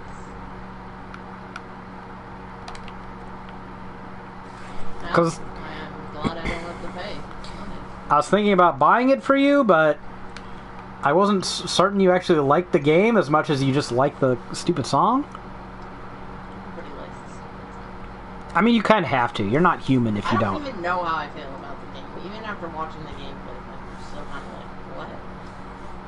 of like, what? I don't know how I feel about playing a chibi cartoon dog who eats a cherry and has his fucking head turned into a strawberry or whatever the fuck. Yeah, it's creepy. But now you don't have to fret over it. You can just play Bugsnax. Who the hell is messaging you that much? Alex. Jesus, tell him to shut the fuck up and write some guides. Okay, we're about to do the boulder thing. For real this time. So now the ox cart is going down this pass. That ominous boulder's back there. It's gonna do nasty stuff. Hopefully I won't get hit by it. 23rd. Lots of story. Getting it's good to get out of the way. Solution for dealing with this boulder: pick up a pawn, chuck the pawn into the boulder. Oh no, poor pawn. They'll survive. They'll be fine. That's my favorite thing to do, is chuck them in. Bet they don't do that in that Dragon's Dogma anime. Oh, I'm out of flour. Hello? Hello? Oh, What? that What? thing got really quiet, so I was like, Rebecca, what? we finished that Dragon's Dogma anime. Do you want to comment on it? Oh, I watched 3 episodes. Which is the amount of episodes you can watch before it says, do you want to watch any more?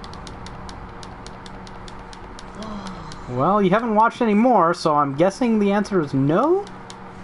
Yeah. I have been watching the Blood of Zeus from the Castlevania people. It's stupid. It doesn't make any fucking sense. The Dragon stuff. It's not a very good show. It's a terrible story. It's just so poorly done. Like, there's 7 episodes, and they name each one after one of the 7 deadly sins. So, they're gonna try to... I don't know why they picked Pride for him when Rap There's was only 7 clearly- episodes? Yes, there's only 7. Yeah. Oh shit, I may as well fucking finish it. Right? It's not gonna drag on that much longer. And they wanna, like, show you some mortal failing in each episode, right? Except, these are only 22-ish minutes long, I think. Like, standard episode of anything would be. Standard And- anime. And in that time, they've got to introduce the characters, introduce the conflict, and then resolve it. And that's fine for a Simpsons episode, but if you're trying to make a, serious statement on the frailties of human nature, that ain't gonna cut it. Like, every single episode I watched seemed like it needed to be 2 or 3 parts to really do what it wanted. They could have made them longer episodes since you're only doing 7. Right? Make it a 40-minute episode. And then actually develop the fucking story of the characters that we're supposed to give a shit about when they fucking die suddenly. In stupid ways. Yeah, like Didn't you chat on NeoSeeker? Did I what?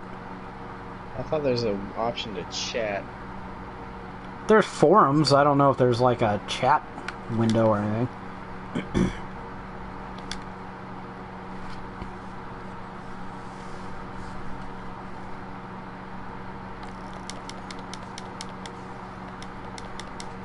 People can leave you comments on your guide pages, but again, that's not really quite what you were saying. Yeah, I thought there was a chat option. Like a live private messenger? I don't know. I don't remember that. If there is, I've never used it. But yeah, I don't know. Just everything needed more development because characters just kind of randomly turn and do the dastardly thing because they have to do the sin the episode's about, and they don't have enough time to set it up. Yeah, especially like the wife. Like episode 6? No, the Oh, episode 3. Episode 3. The episode where they just randomly have, like, goblins getting all rapey. Yeah, that one. Yeah, the Here's Tits episode. Yeah.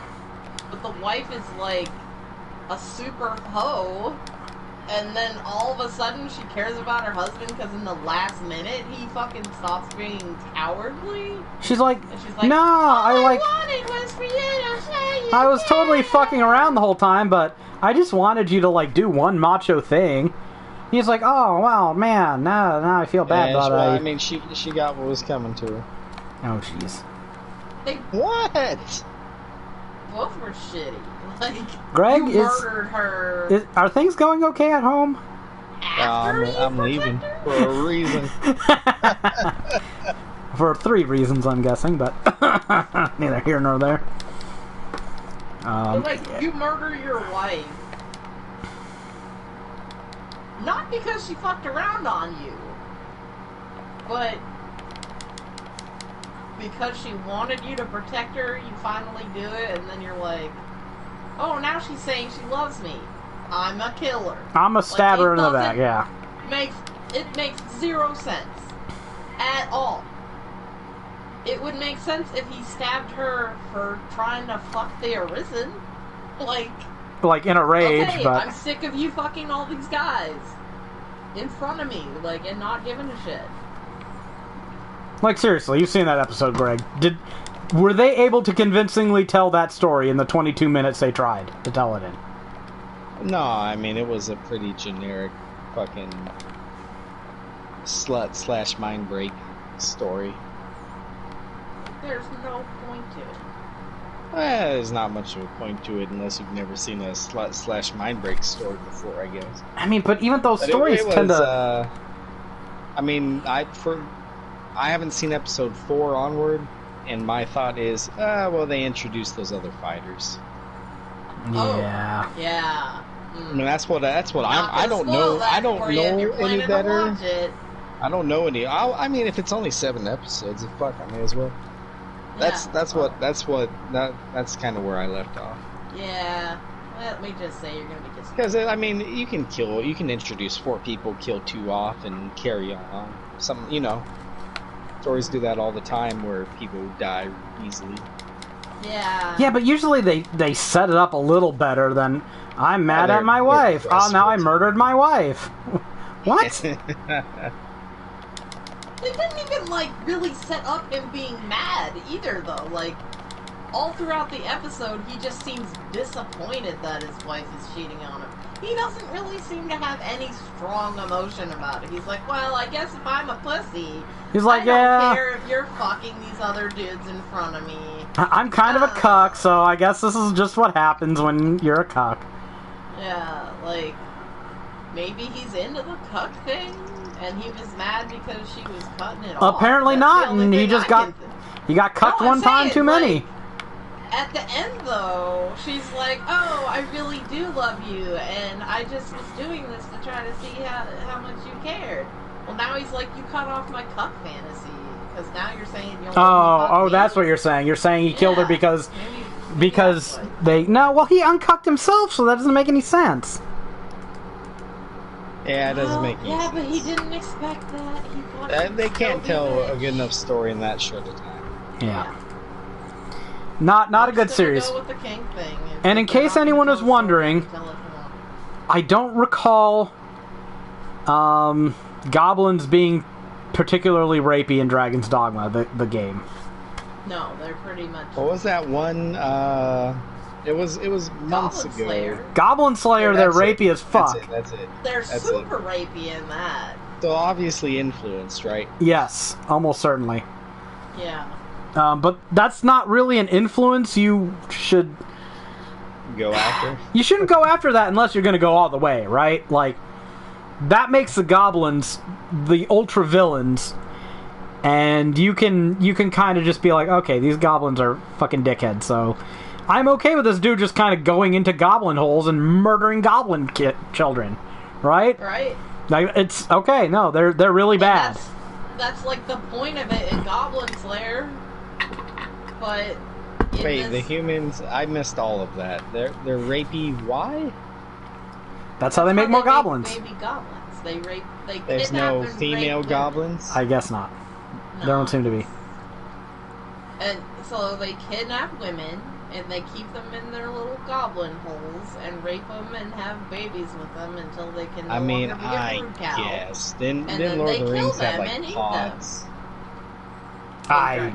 that the orcs were born into. I won't comment on Lord of the Rings lore because I don't know enough. I will get it wrong, and I will have a million angry fans. I neck breathing it's been down a long at me. time since I watched them, but I kind of remember Sauron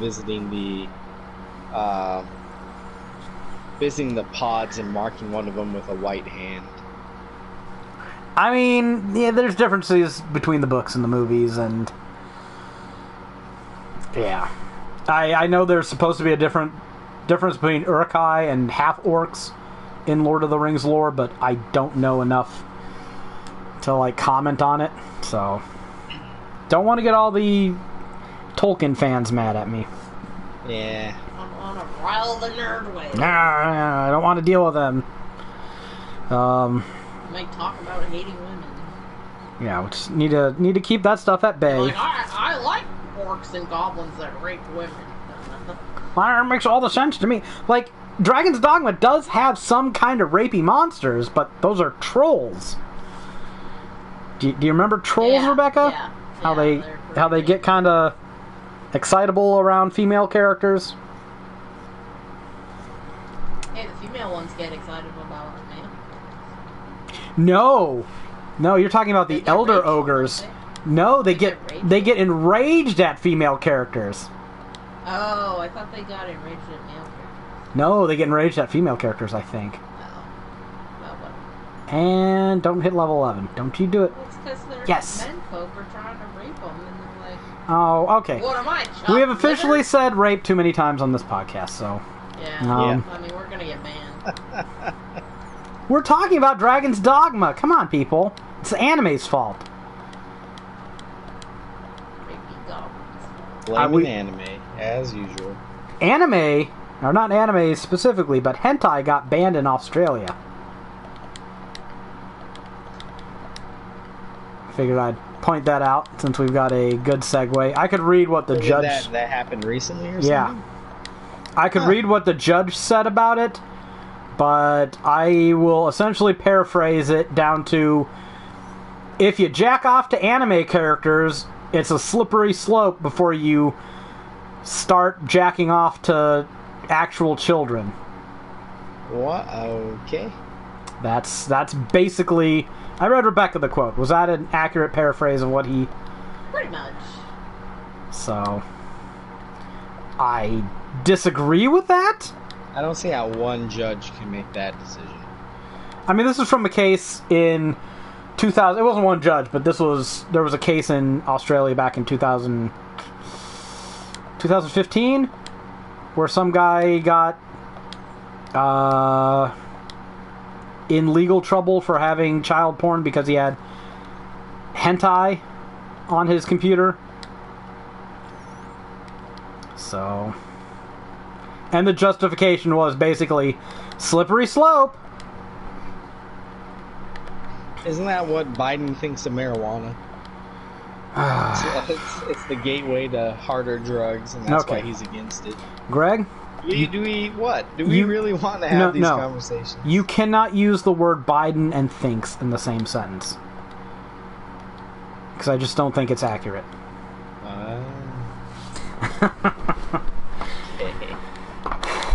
What else we got here? Ah, right. So, we got a review for Watch Dogs Legions. As Eurogamer reports, there is a game-breaking bug on the Xbox One X version of this latest entry into the action-adventure game. This is from PC Mag, by the way. Between 6 and 8 hours into the single-player campaign, during a mission fittingly called 404, the Xbox One X will pop up a message warning players the console is about to shut down. The reason? Overheating. The game is being released for PS4, Xbox One, Windows, and Stadia tomorrow, but the overheating problem seems to be limited just to the Xbox One X. Ubisoft is aware of the issue and has promised there will be a hot fix due to be released on 30th October, which should help. That's not going to help Xbox One owners tomorrow, although they should be able to enjoy the first few hours of the game at least. There was a reviewer who was talking about this, and yeah, she mistakenly said that the Xbox, or that Watch Dogs Legion had bricked her Xbox One X, which is the console that Ubisoft encouraged reviewers to review the game on. So it's a little more than just, well, maybe you should have used a PlayStation 4. This is what Ubisoft wanted them to do, and the game didn't fucking work on it. I think that is worth pointing out, because it's funny. And unfortunately for the integrity of game reviews, let me go look this up just to be sure. Oh, right. Greg, if you were reviewing a game for DarkStation and it overheated your console, what score would you give it? Oh, man. It'd be like a 1.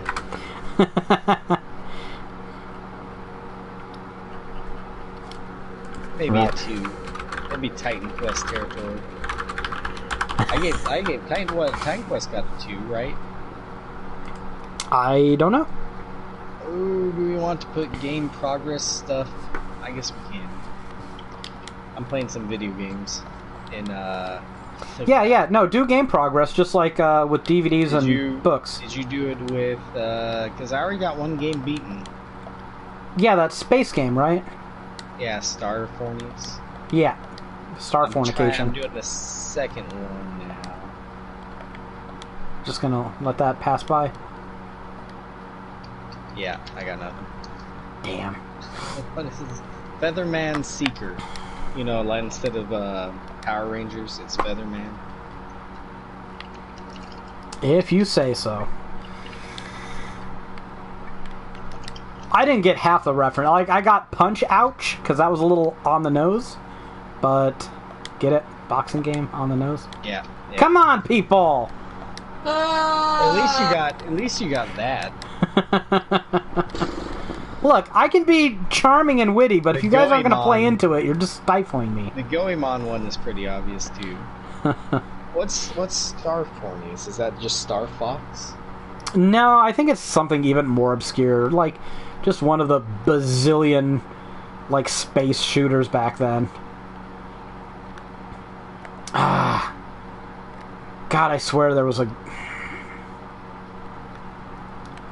I can't think of the name of it, but I think it is actually based on something. But... oh, well, whatever. Anyways, Watch Dogs Legions for the Xbone is currently sitting at a 77 Metascore from critics. A what? 77? 77. That's not too bad.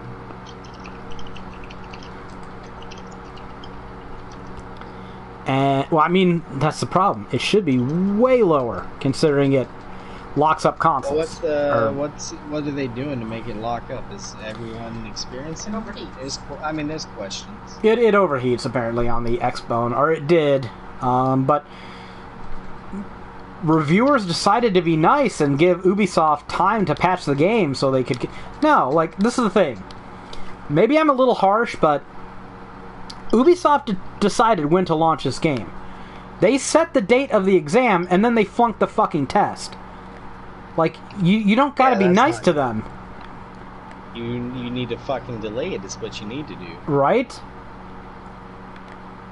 Like, I don't know. It's a really bad precedent, I think, to allow them to get away with issuing a hot fix for a fucking game that's overheating consoles. Oh, I didn't take any damage. How do you know? So, maybe I'm just a jerk, but Well, I mean, you can be both. I can be both, but if a console is being overheated because of the game it's playing, that's kind of a failure, right? It's a big failure. How does that get past quality assurance? Ubisoft. Quality assurance. Pick one. Apparently. Anyways. Tribes of... Here I am talking early on the podcast. I really want Assassin's Creed Valhalla. I mean, I like some Ubisoft games, but...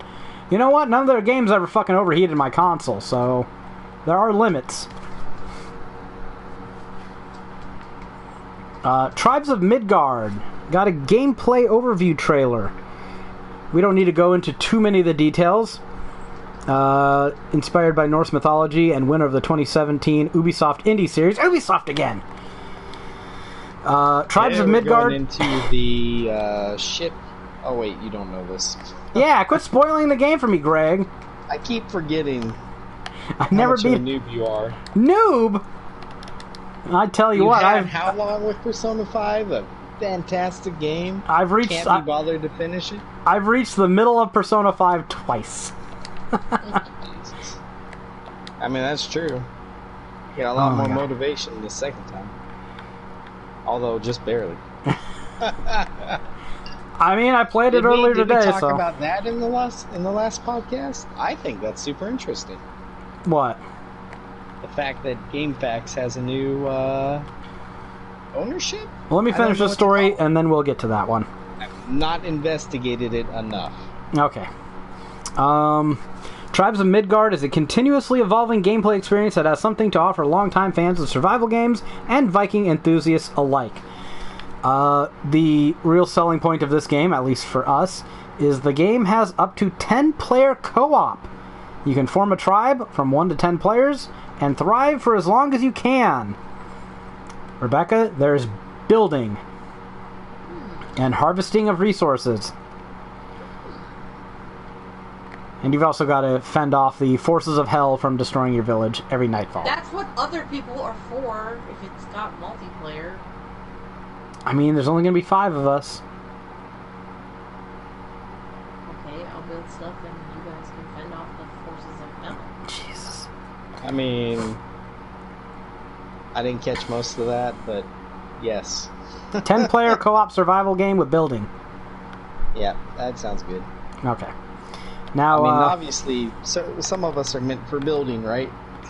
Some of us like that. Greg likes exploring. Rebecca likes building. Well, Greg just likes some fucking trophies. That's all there is to it. I will dig. How long for silver and gold? How many trophies are there? You all know this. Oh, no, I don't want to go here. Anyways, GameFAQs apparently has new owners? Yeah, what was his post? Oh. If I can find it. I want to see if I can get back started new job at Red Ventures. I should look them up. What is... Red Ventures?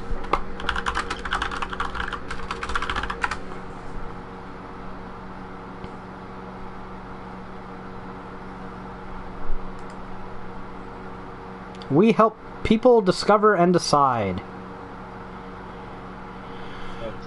Red Ventures has built a portfolio of influential brands, digital platforms, and strategic partnerships to work together to seamlessly connect millions of people with information and tools to make life's most important decisions. What the fuck do they have to do with GameFAQs then? Because literally there is nothing less important in the world than GameFAQs.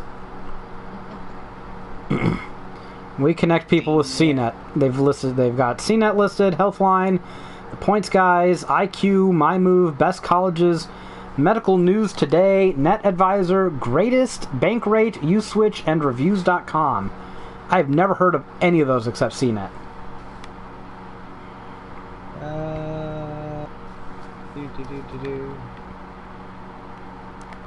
Yeah, I have to agree. CNET is a pretty popular site. What? I don't know this. I mean, does GameFAQs still say fucking CBSI at the bottom? I guess somebody should do it. I mean, I was just on their site earlier today, but I never bothered looking at it, so. Copyright 2020 GameSpot, a Red Ventures company. Oh, well, shit.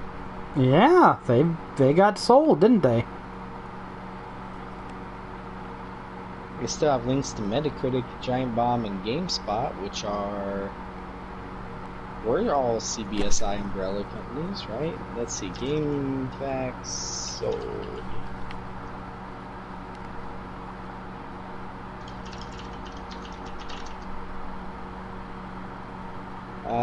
CNET sold to Red Ventures. What are the mods' opinions? Oh, here's a Variety.com article, I guess. Viacom CBS reaches deal to sell CNET for $500 million to marketing firm Red Ventures. Viacom CBS is offloading CNET Media Group in a $500 million deal with digital marketing company Red Ventures, which announced the deal last Monday. Under the deal, CNET Media Group EVP and GM Mark Larkin.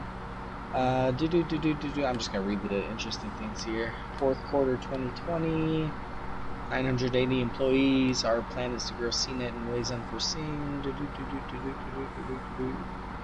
CBS acquired CNET Networks in 2008 for $1.8 billion. Well, so it lost like almost 3/4 of its value. Well, this is a wide variety of sites and brands like GameSpot, Metacritic, TV Guide, Chowhound, Roadshow. Yeah, but didn't you say that they were just purchased for $500 million? Yeah. So they were purchased originally for $1.8 billion, and now they're going for $500 million, right? Or am I misinterpreting something? That's kind of what it sounds like. It sounds like that's a very general thing, though, because who knows if they're including everything that the group first started with, right? That's true. Or a more or less charitable interpretation is the shit they started with ain't worth as much as it was back then. More than a third of the fucking... Almost a quarter, or almost 3/4 of the value. Yeah. Okay. In 2017, Red Ventures acquired the Bankrate personal finance website for $1.24 billion. These people live in a world beyond us. I'm not talking crap, but I am going to say that the drastic drop in value does correlate with the drastic drop in traffic we saw on Alexa. Just saying.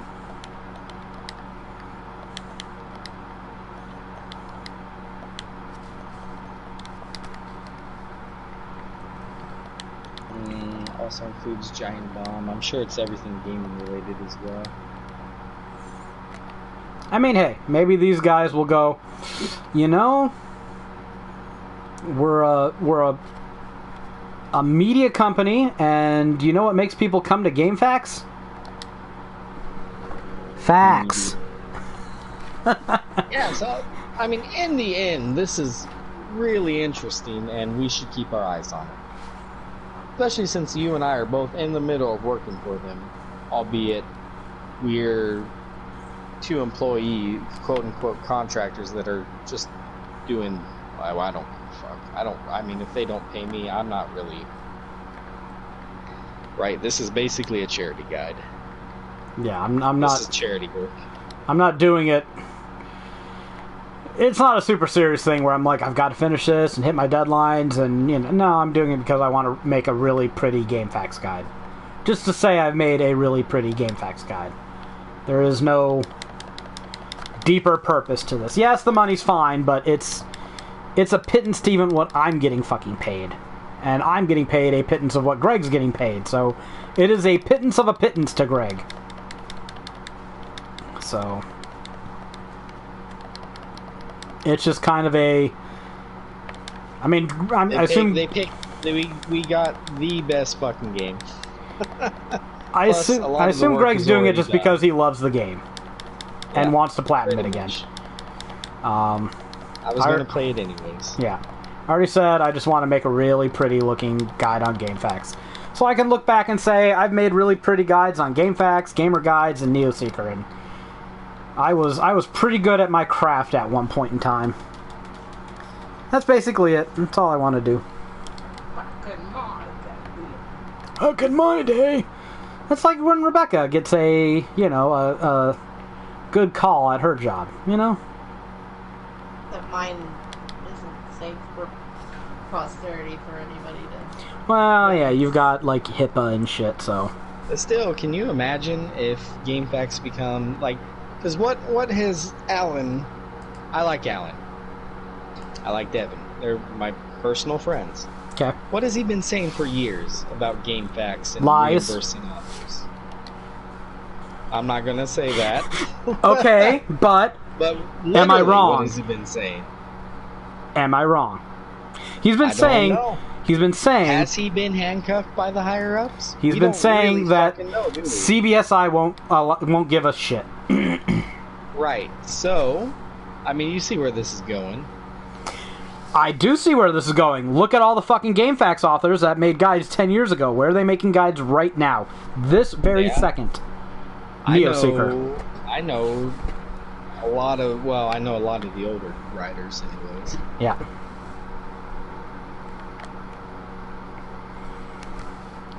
So, we'll see. We'll see. I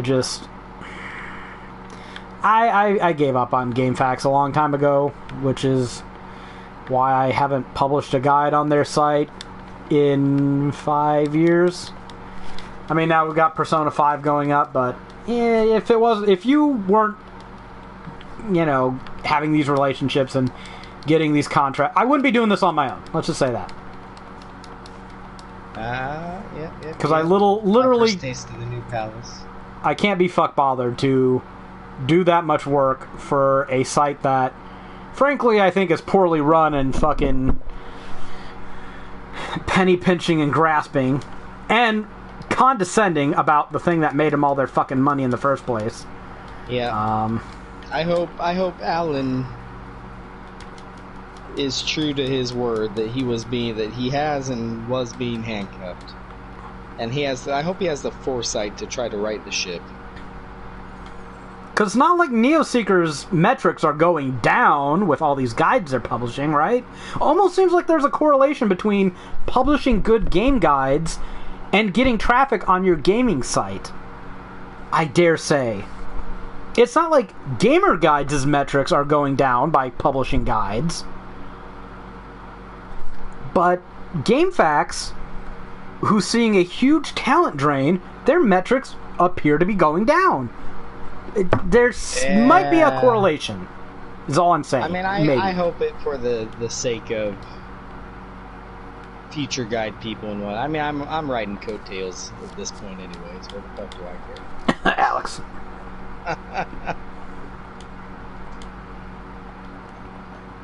Let's see. I plan to spend the rest of this podcast killing oxen, by the way. If you're watching for something interesting to happen, it's not. I've got to earn some money, and this is a way to earn some of the early monies.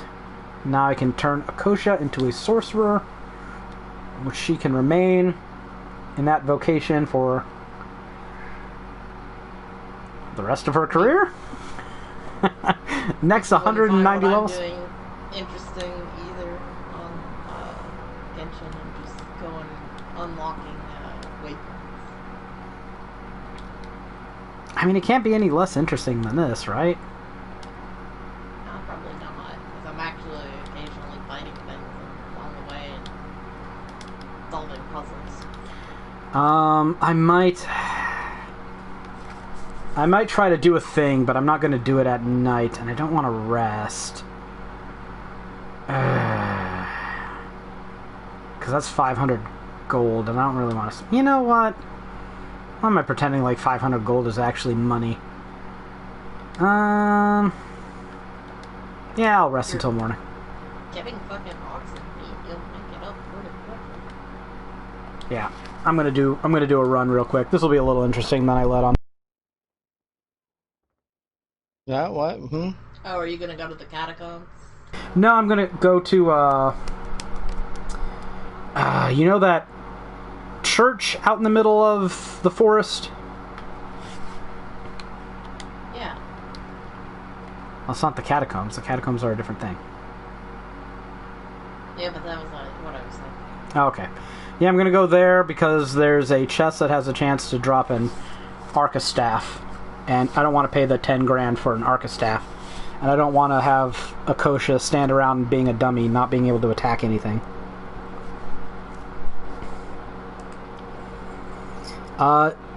Dracom acquires wizardry copyright and trademark rights.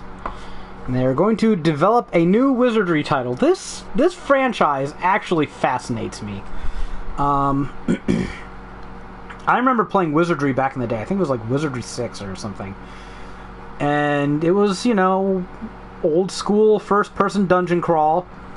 And now the game has been owned by Japanese studios for so long that it's basically a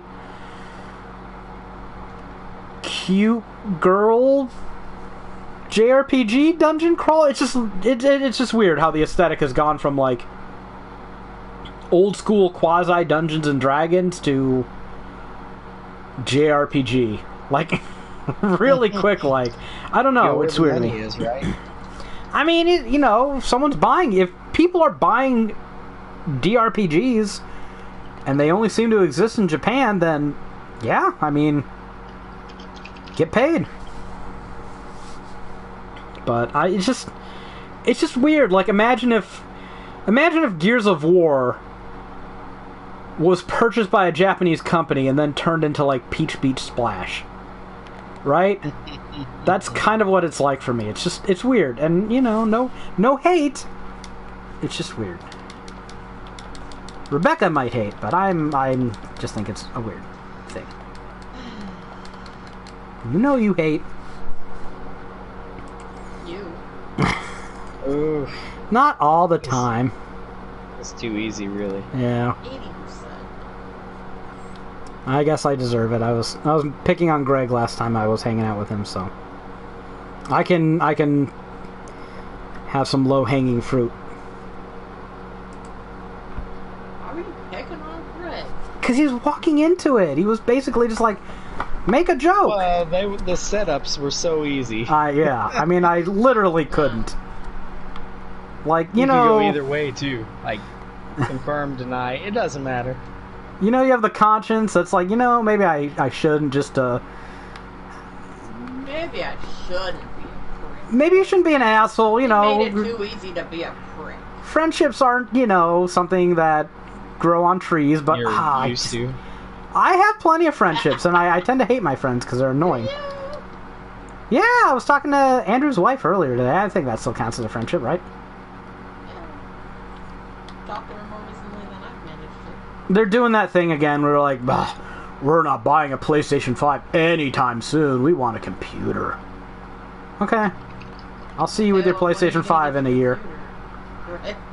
Yeah, I mean, I told them they shouldn't buy a computer yet because the 30 series cards just came out, so they should wait until those are more available on the market, because why would you buy a fucking computer with a 20 series card now? You know, just wait a couple of months, you'll get a much better graphics card. Especially since the 20 series kind of sucked. Or they could just buy a PlayStation 5 and Or they could just quit being bitches and buy a PlayStation 5. Yes, you're right.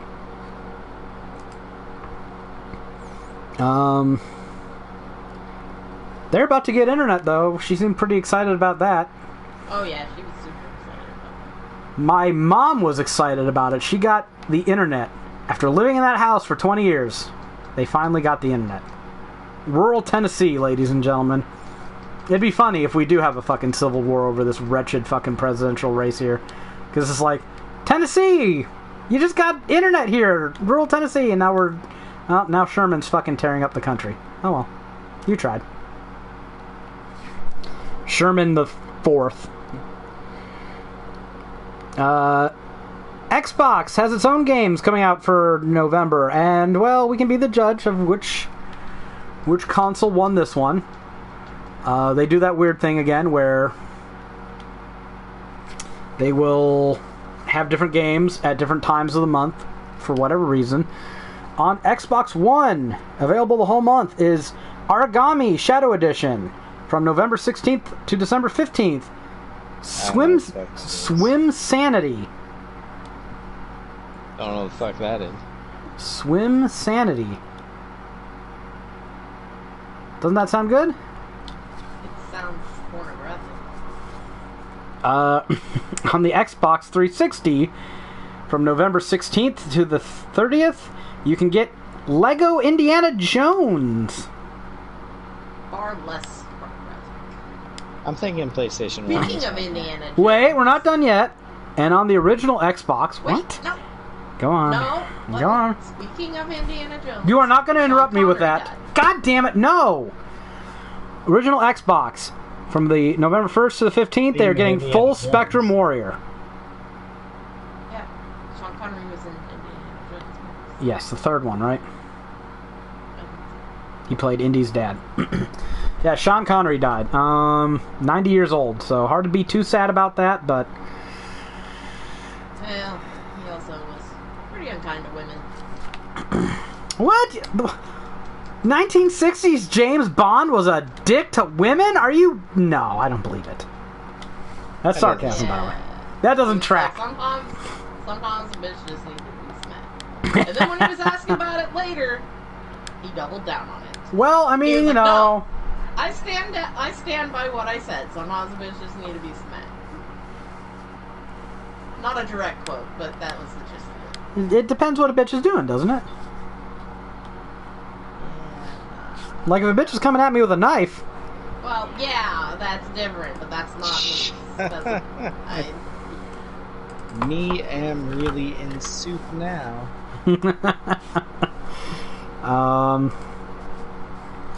I mean, you know, his personal shit aside, whatever it was... Is that the staff? I don't think that's the staff. That is He'll not the forever staff. be known as the original and probably best James Bond. My perspective is skewed. My dad was a fucking nerd, so I didn't watch James Bond movies. I have taste. I was watching shit like Conan the Barbarian, Predator, Terminator, Alien, and, relevant for this, Highlander. And I will always remember him as the main character's mentor in Highlander. So... Another time, McLeod. The Spanish Irishman. Yes. Yeah. Who was That also... No, makes sense. well, he was like Egyptian, too, wasn't he? I think he was supposed to be Egyptian. That's why I had the eye More makeup. than one thing he plays Egyptian. Just because they say he's supposed to be something, that does not make it work. I don't... It's Sean Connery. Like, they shouldn't have given him an origin at all. He should have just been like, I'm Sean Connery. Boom! I believe it.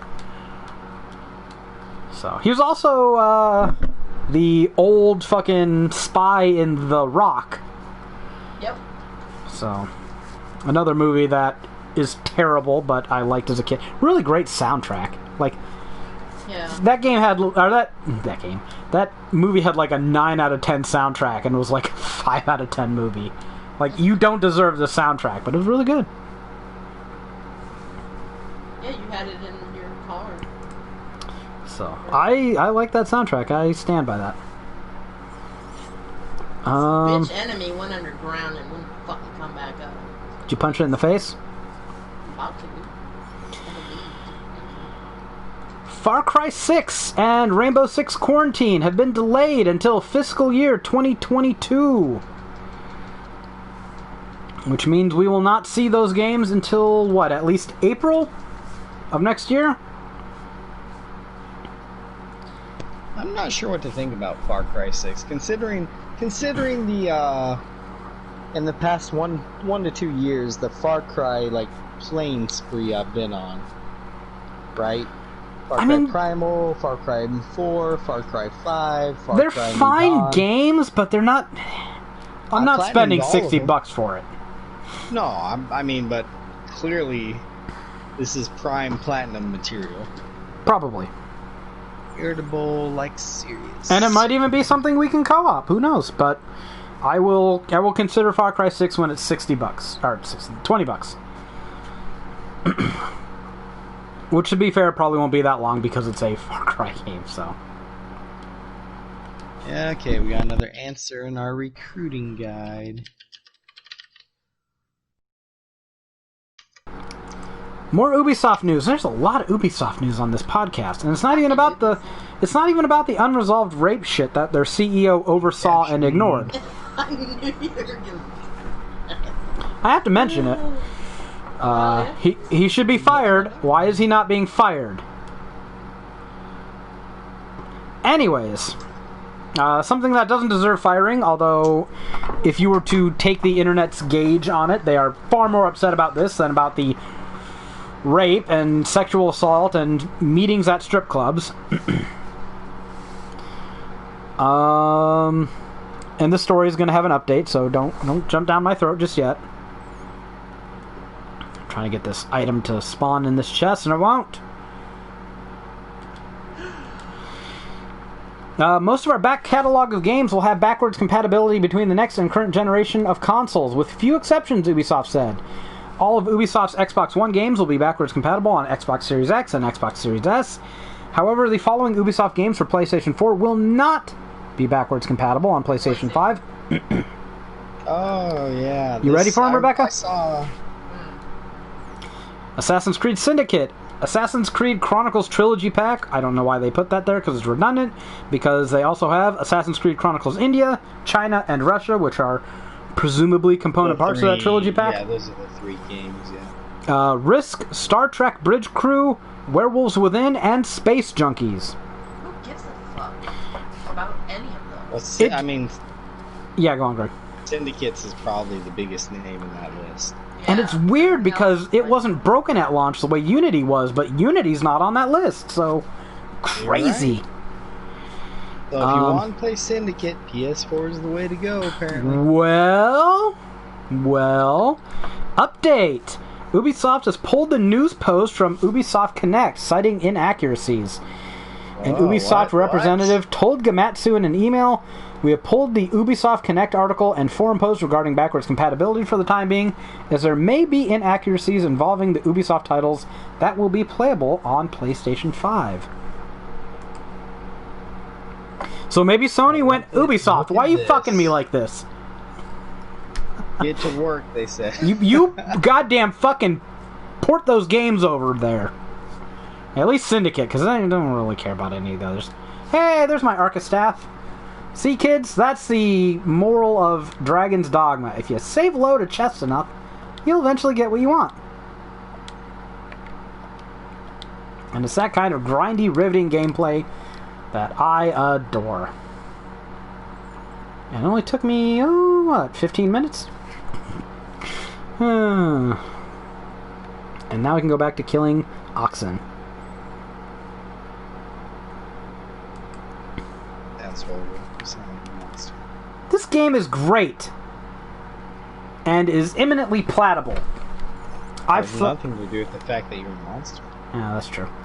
I thought about, doing a trophy exchange at some point, going, hey, Greg, you probably don't care to platinum, Dragon's Dogma or Saints Row, and there are probably some games I don't care to platinum that you would want to play again.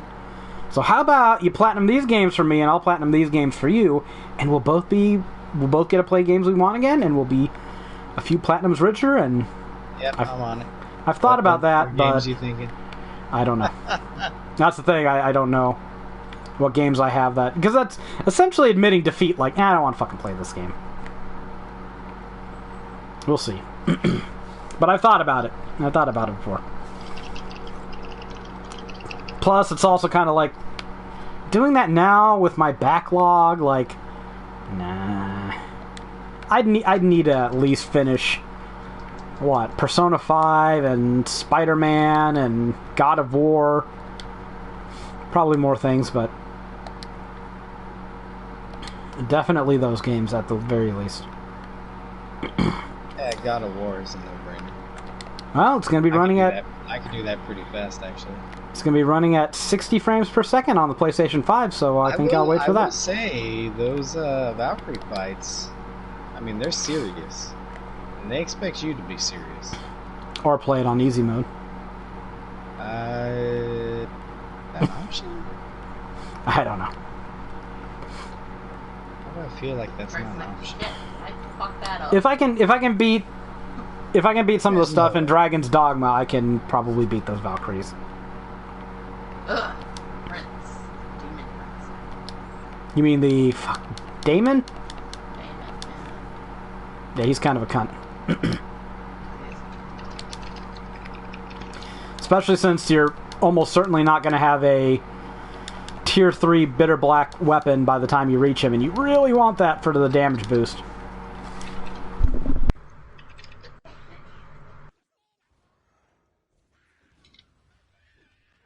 They gave us better gear last time I was here. Don't you hate that? All the chests in the game are different, but sometimes it's better, sometimes it's worse. Man, I really It's usually worse. We'll go make some toasted cheese then. Are we done? No. Oh, But when does that ever stop you from walking off? well, right now we have less than... Alright, all hands on deck. This is cereal.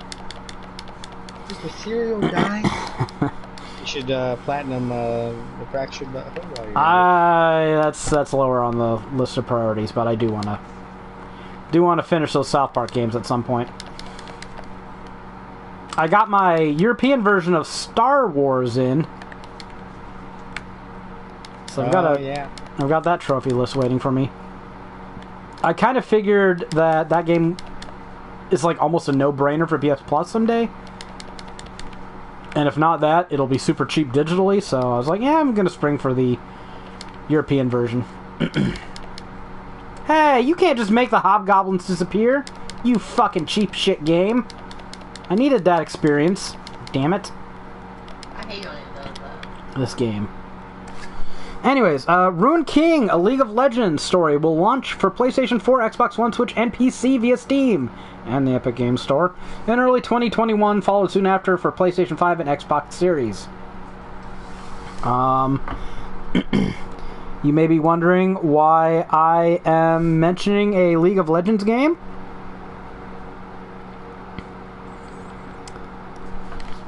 Because, I mean, I think I speak for all of us when I say who gives a shit about MOBAs, right? Yeah. Although I've played a few in my time. I have not.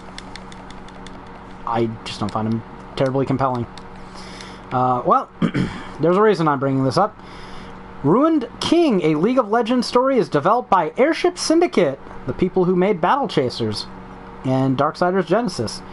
It is led by the legendary comic book artist Joe Madeira. I hope I'm saying that right. It's the first game published by Riot Forge. This single-player and immersive turn-based RPG invites new players into the League of Legends universe, as well as players entrenched in the lore to enjoy exploring its mysteries. So, I mean, I don't care about MOBAs, but it's one of those games that I'm a little, annoyed I can't play or don't really want to play, because the character design is pretty cool on some of the characters they have. I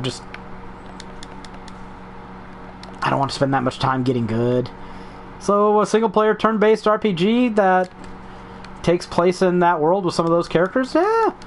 And if they made let's just say this, if they made an Overwatch turn-based strategy game, like XCOM or some shit, but with Overwatch characters, I'd be down. As for actually playing XCOM as it stands, fuck that. I did that once, and after 2 hours I was done with that shit. So we'll see how this turns out. I kind of hope it's good, because I liked Battle Chasers. Sounds like they kind of missed with Darksiders Genesis, but I think we all knew that was a failure when it was only 2-player for whatever reason. I mean, you guys have 4 fucking characters. 4 Horsemen of the Apocalypse. Why is it not a 4-player co-op game, damn it? Yeah,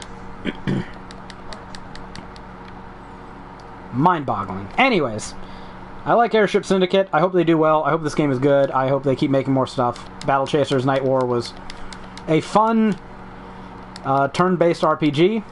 So... I don't think I have that game yet. You don't have Battle Chasers Night War? No, I don't think so. You go buy that game for like the $5 it costs and you get that platinum. It is a fun, cartoony game that you will probably enjoy. You know how GameStop has those $5 off coupons for members? Yeah. I may make that my November purchase. My October one was Doom Slayers Club. Fair enough. I recommend that game. I would give it about an 8 out of 10. I enjoyed my time with it. I didn't realize that Doom Slayers Club had the 2016 Doom on it. It does? It's got Doom 1, 2, 3, and 2016.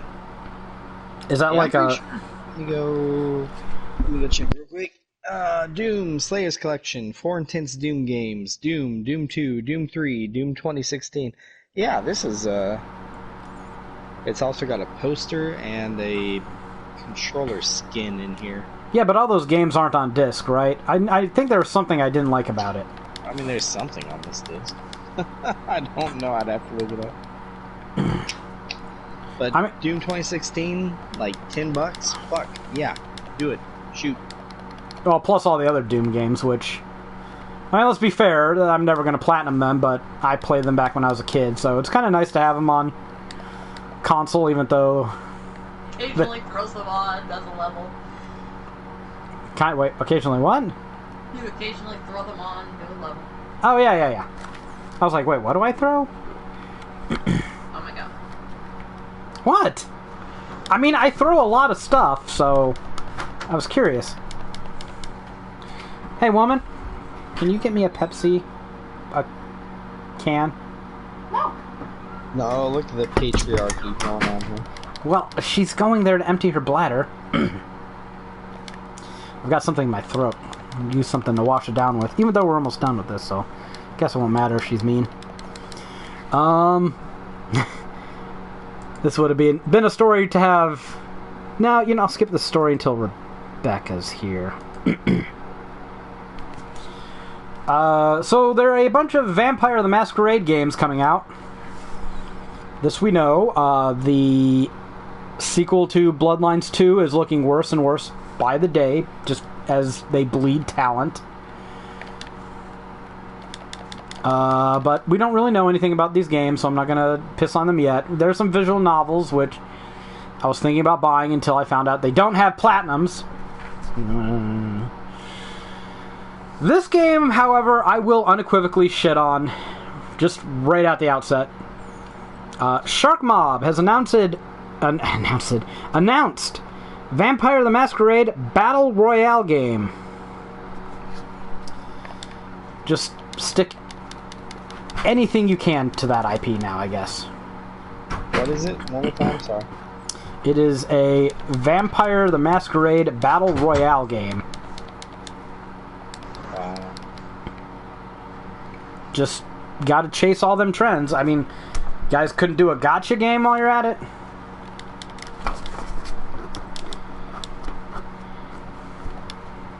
The press release from Shark Mob Studios has the gall to call it a thrilling take on a cult classic intellectual property.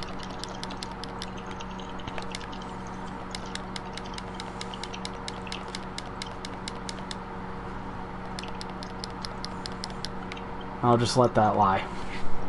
Yeah. Rebecca! What? Warhammer Chaosbane Slayer Edition is launching on November 10th for the Xbox Series X and PC. November 12th for PlayStation 5. You remember Chaosbane? Your favorite game of whatever year we played it. Was it this year? I think it was. So here's a question. If that game has another trophy list on PlayStation 5... I didn't want to mention last time. I mean, but... was it good enough as a podcast game to play it again?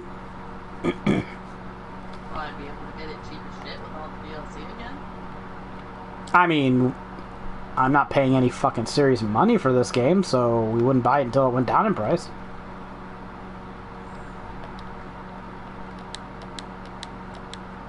Just something to keep in mind. Greg's like, they're conspiring to platinum games without me. This is unacceptable. We're going to discuss this, and... last bit of news. Dragon Quest series creator Yuji Horii teases various announcements for the 35th anniversary of Dragon Quest in 2021. Yay. I feel like I should own more Dragon Quest stuff. Yeah, I know. Like the that only slime controller. Yes, don't own a single slime thing in this fucking house. I have a slime plushie. I don't even have that.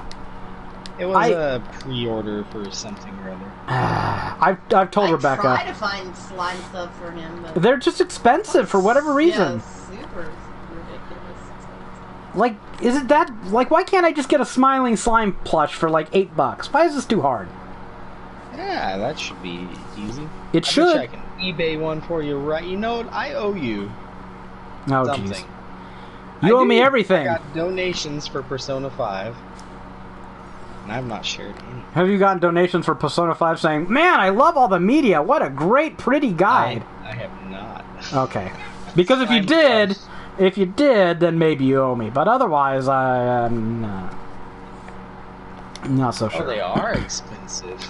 Yeah, right? You're right. Like, you just get a blue smiling slime and put it on something, and suddenly they want to charge 4 times the value of it, so... All the cheap ones are from China. Like, come on. We tried looking on Wish. We bought our niece, we bought my niece a... what was it? Some My Hero Academia figures. Apparently, Rebecca and my niece almost bonded about their mutual liking of My Hero Academia.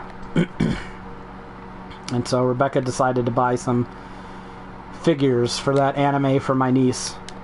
And we ordered them, last month? Yeah. We were like, well, These we are hope... way more expensive than I thought they were Right? going to be. And I was like, I hope we get them, by her birthday in March. They came, like, yesterday. Yeah. So... Yesterday is Saturday. Yes. The other day it The only was. problem is they were supposed to be in the box, and only one was in the box. Yeah. Which is kind of annoying. Yeah. I mean, they weren't expensive, but they weren't that cheap either. Yeah, the 3 of them together was like $50. Yep. Oh! We finally got our Final Fantasy VII Remake statues in. Oh. $150 on 3 statues. You have to take pictures and show me. Oh, I will. They're still in their bags, but... We're not going to take them out of the box, but we'll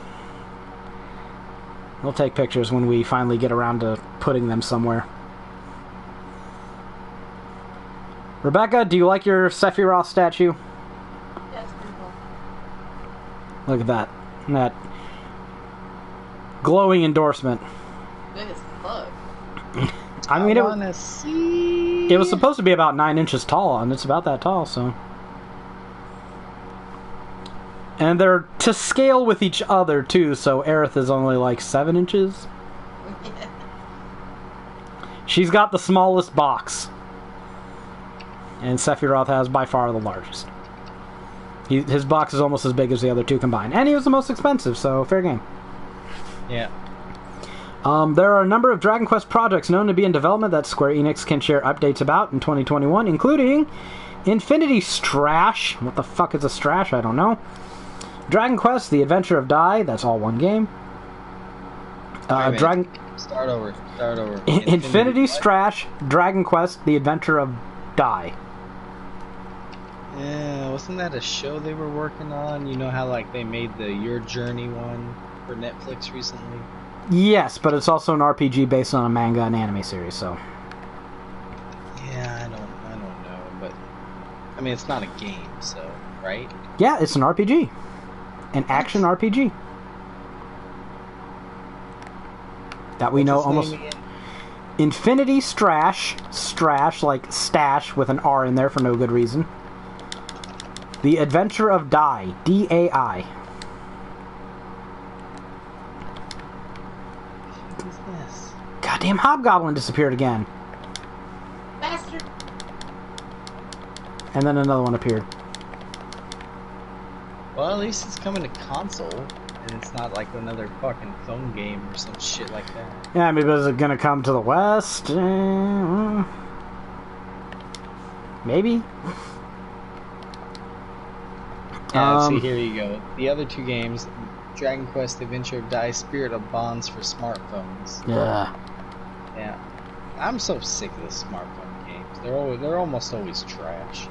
I didn't rant nearly enough. Gotcha or some. It's just shit. I've already seen them take one of my friends. Did they abduct him and he woke up in a bathtub full of ice? Fucking well have. No, is there like a story to this? Like he just got addicted to it? He just fell into phone, just started playing and liking phone games. I always get worried when Rebecca starts liking these phone games too much. I've been playing some of the same ones for a couple of years. Yeah, but they're pure evil incarnate. Yeah, but I can't play games that are weird. Yeah, but you play them at home. Yeah, well, you gotta play them in between. There we go. Shouldn't spend that much money on them though, so. The only thing I end up being addicted to is high fructose corn syrup. I tend to quantify everything in my life based on, well, basically 2 units of measurement. The price of a new game, roughly $50, and the price of a new expensive piece of hardware, $500. Just view it as like a video game or a video game console or a graphics card or a new TV, whatever the fuck. And every time I see something that, you know, costs a certain amount of money, I compare it to that and I go, is this a good value for my money compared to buying a game? Yeah, how many games would this be? And I've been doing this for years. I remember when I used to work at Dairy Queen, first job, I would have to fill up gas every week and just drop $20 into my gas tank. And I'd be like, there's a third of a fucking video game right there just on dinosaur farts. And I remember when I got a speeding ticket for $200, I was like, oh, there's half of a fucking console. Bullshit. And it's, you know, I see some of this online currency where they're like, buy 10,000 fuck your mother crystals for $99. I'm like, fuck you, that's 2 fucking video games. I am not going to get anywhere near 2 video games worth of enjoyment out of your shitty little fucking digital currency. Yeah, and a lot of the time, that digital currency doesn't go very far either. So, Yeah. like, Or it's random, because you're never guaranteed yeah, it. it's random. Yeah. So I'm just, yeah, I make that internal calculation, and then it just makes me angry, and my brain's like, you know what? I can get some guaranteed fucking games at full price. Not even a good deal for the money they want me to just gamble on their bullshit. So that's kept me pretty insulated from the effects of these games.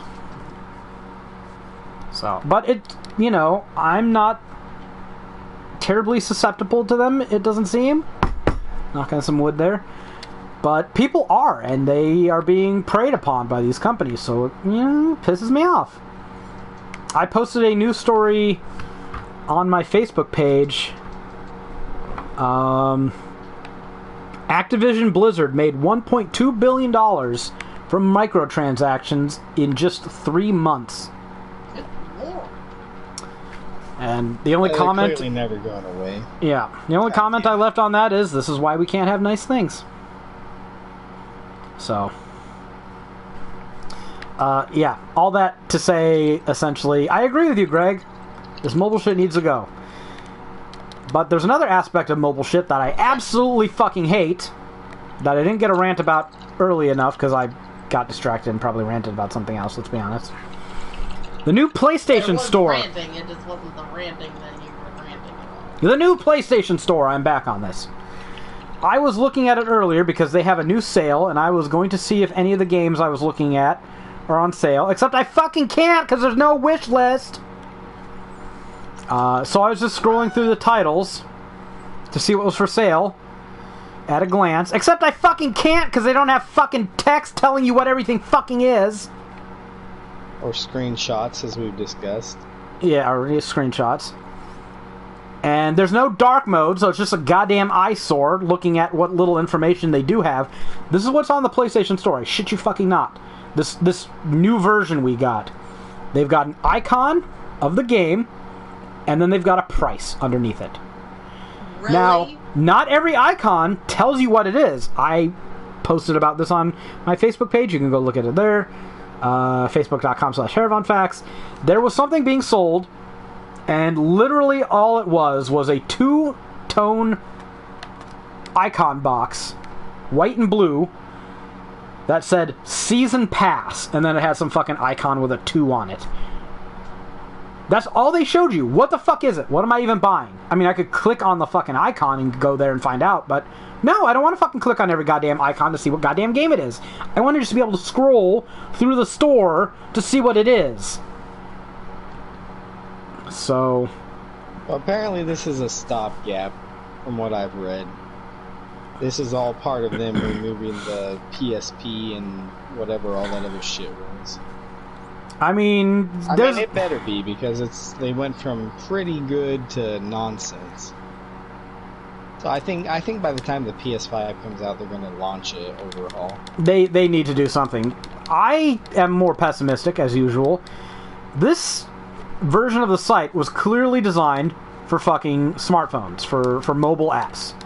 Because this is all the bullshit that you would see on any other fucking storefront. If you're on a smartphone with your little, whatever, 7-inch screen or whatever. No, they don't even have that. 5.5 now.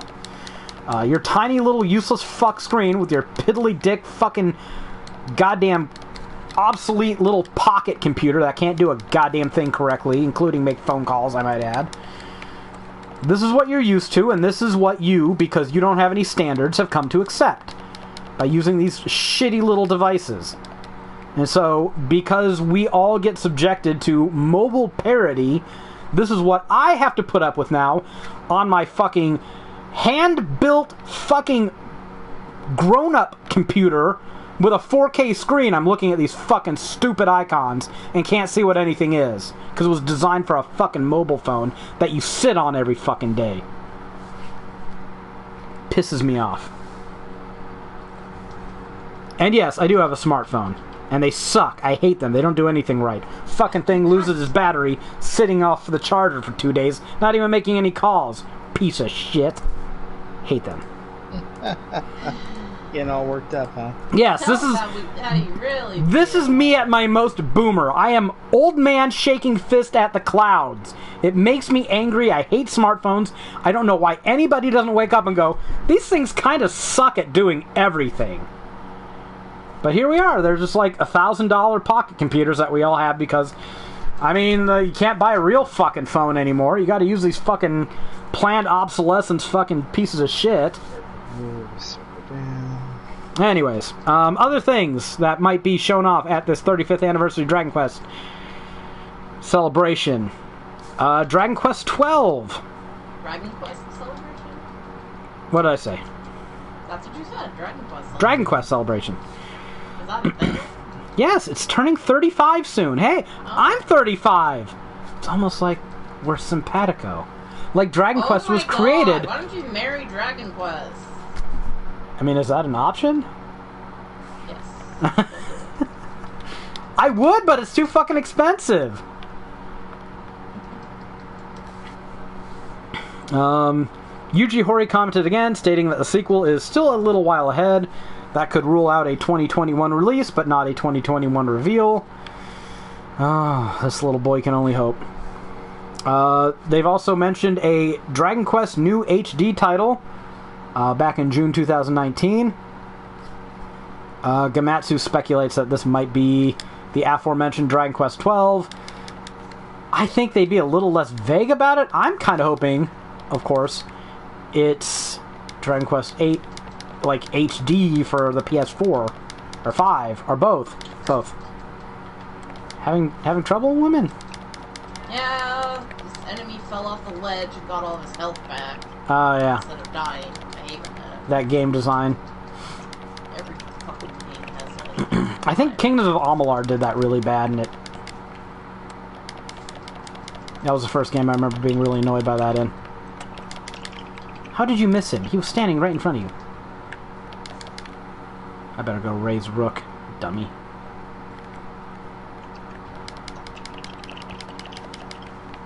He just did it again, too. Nope, I better run away, because now I'm in danger of dying. Yep. No, apparently I can't do this fight. Yeah, sometimes they just spawn enemies, like, at the edge of cliffs, and it's like, what do you want me to do?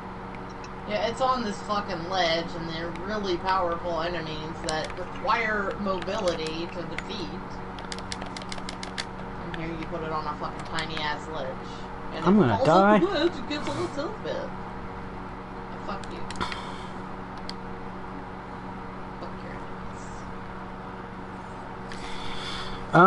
enemies. And they also mentioned the possibility of a new Dragon Quest Monsters title. I don't even really know what that is, so I'm not going to get too excited about that. More Dragon Quest, Greg. Yay! Hopefully. At least some of it is guaranteed console. They got the arcade machine and the fucking phone. Arcade machine's cool enough, I guess. Greg, Maybe like Dragon Quest Swords. Do you want to rant about phone games? Nah, you're good. Okay, I'd cover everyone's angst regarding that, except Rebecca, because she sometimes likes a taste of that poison pill. We're at November 25th. Jeez. So this game goes until what, February? I don't know. And that is it for the news.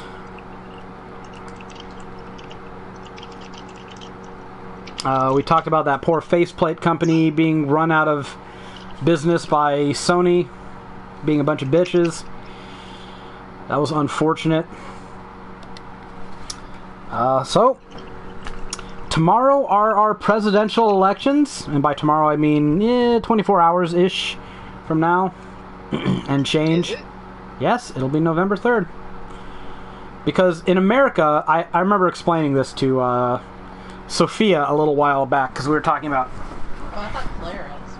Oh, maybe it was Claire. It was one of them.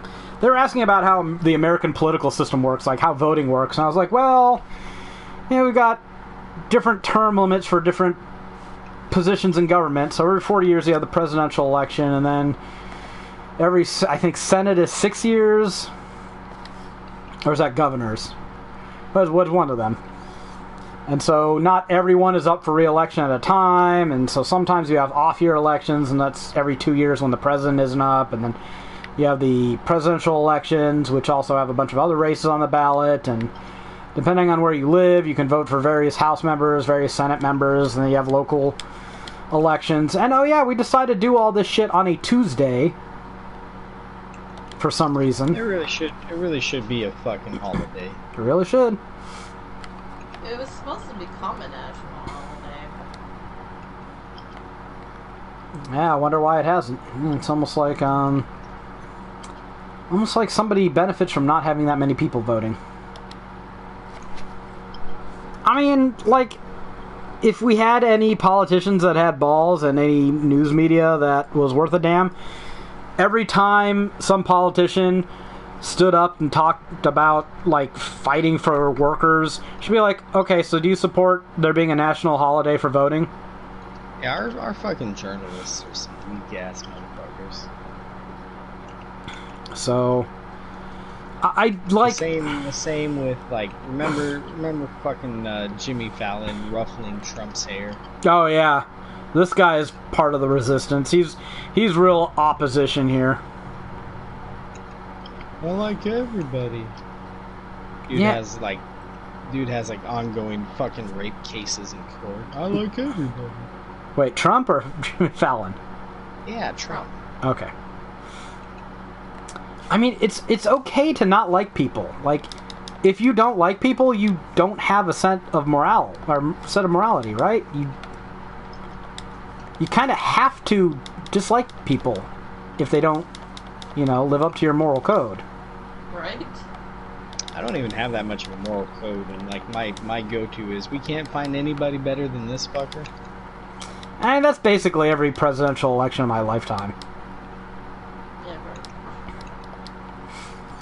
right. This new set of fucking rotten garbage. Keeps getting worse, though. Yeah. Like... Now it's fucking wet, hot garbage. Like, I remember Obama and McCain. I think that might have been the best it ever was. And I mean, we know Obama was lying about everything. McCain is just a fucking war criminal piece of shit. But it still seems a lot better than what we have this year, and last election. Yeah. Oh, God. Hillary, for some reason, somebody wanted her opinion and had her talking on a talk show. I mean, no one really wanted her opinion, or else she would have won the election, right? Right? It's like, why is she even fucking talking? Why? Still. Well, she has to complain about how Bernie Sanders made her lose when Bernie Sanders, like, physically held her down and forced her not to campaign in Michigan and Wisconsin. She was talking about how, like, it's ridiculous that Trump is even up for election. I mean, she's not wrong on that one. He shouldn't be. He should have been. Like, how many scandals does he need to get away with? Like that Ukraine shit, and now we've got his bank account, and he's railing about fucking China while he has a secret bank account in China, and... Come on. I think she was saying something like, Biden can't possibly lose this. Really? Oh, Jesus. Really? Biden absolutely can lose it. And you know what? I don't think Biden would have a chance if it wasn't for COVID. Yeah. Like, seriously, I think the only reason Biden's doing so well is because of COVID. Yeah. We're going to have a few last requests in the game. We will take care of them all at once at the end of the game. Wait, we're talking about shit at the end of the game now? I mean, I'm at the end of November. Dude. I think the original guide ends in December, right? You wrote the thing? You tell me. Fair enough. I don't know. We'll see how things go. Final boss is... It's harder to get bird meat in this game than it should be. Bird. Birds all over the place. December 24th. Yeah, like less than a month away, my man. Oh, man. I've still got like 4 months to go then. Oh, well. Nothing for it. I mean, I guess my most optimistic hopes for this election, if I'm being 100% honest, is Democrats retake the Senate, and Trump, Harris, Biden, Pence, Pelosi, Schumer, and McConnell all just die of strokes at the same time. Like, that's absolute best case scenario. Well, yeah. You know what? Let's throw Rand Paul on there too, because just fuck that guy. And Marsha Blackburn, the whatever senator. I know her name, so she's a piece of shit. She was sitting there. The one that's like, God wants me to run. That chick. Ah, well, she's a Republican from Tennessee, so maybe, probably. No, they like had one of these stupid meetings they do with tech CEOs that have way too much power. Because remember how Twitter killed that New York Post story, which has now been revealed? Yes, in fact, it was utter bullshit, and the fucking person who supposedly leaked that was just a fake guy whose face was generated by AI. No, literally, this just happened. The Hunter Biden story. This person does not exist? They use this person does not exist to do that? I don't know about that, but they use something very similar. They use something that generates AI faces, and then they pretended it was like some Swiss intelligence analyst who leaked a bogus dossier about Hunter Biden. It's like, who gives a shit about Hunter? Who's electing Hunter Biden? Right? Like, okay. And if we want to talk about people being in fucking power because of who their family name is, yes, if you want to talk about nepotism, I'll talk about Trump. I'll talk about Hunter Biden, I should say. When Jared Kushner and Ivanka Trump are out of the White House and Trump has divested his holdings. For real. Until then, shut the fuck up about Hunter Biden. I literally don't care. You can say everything in that dossier is true, and I still don't care. I don't care. Because they don't care. Yeah, Trump with like 3 kids in the White House, right? Yeah. They're there on their own merits. Like Jared Kushner is sitting there fucking in bulletproof armor in fucking Israel, talking about how he's making peace in the Middle East, and I'm just like, who elected this fucking inbred fuck? But he wants to complain about Hunter Biden peddling influence on his dad's name. Fuck off. We're not having this conversation. Not with this family. But anyways, our government was I think at this point we should always just say government. That's what I'm gonna do. Just they're not a government, they're a government. They were interviewing these tech CEOs that have too much power, and now the party of let corporations do whatever they want are now like, corporations aren't allowing us to spread propaganda on their private forums with no moderation? Yeah, you want to give them all the fucking power.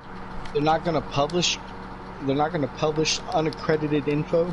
Right. Dude, I'm just gonna put this out there. I would be a better diplomat than Jared Kushner. Oh, well. I'm an actual fucking American, right, that isn't suckling at the golden teat. B, I've served time overseas.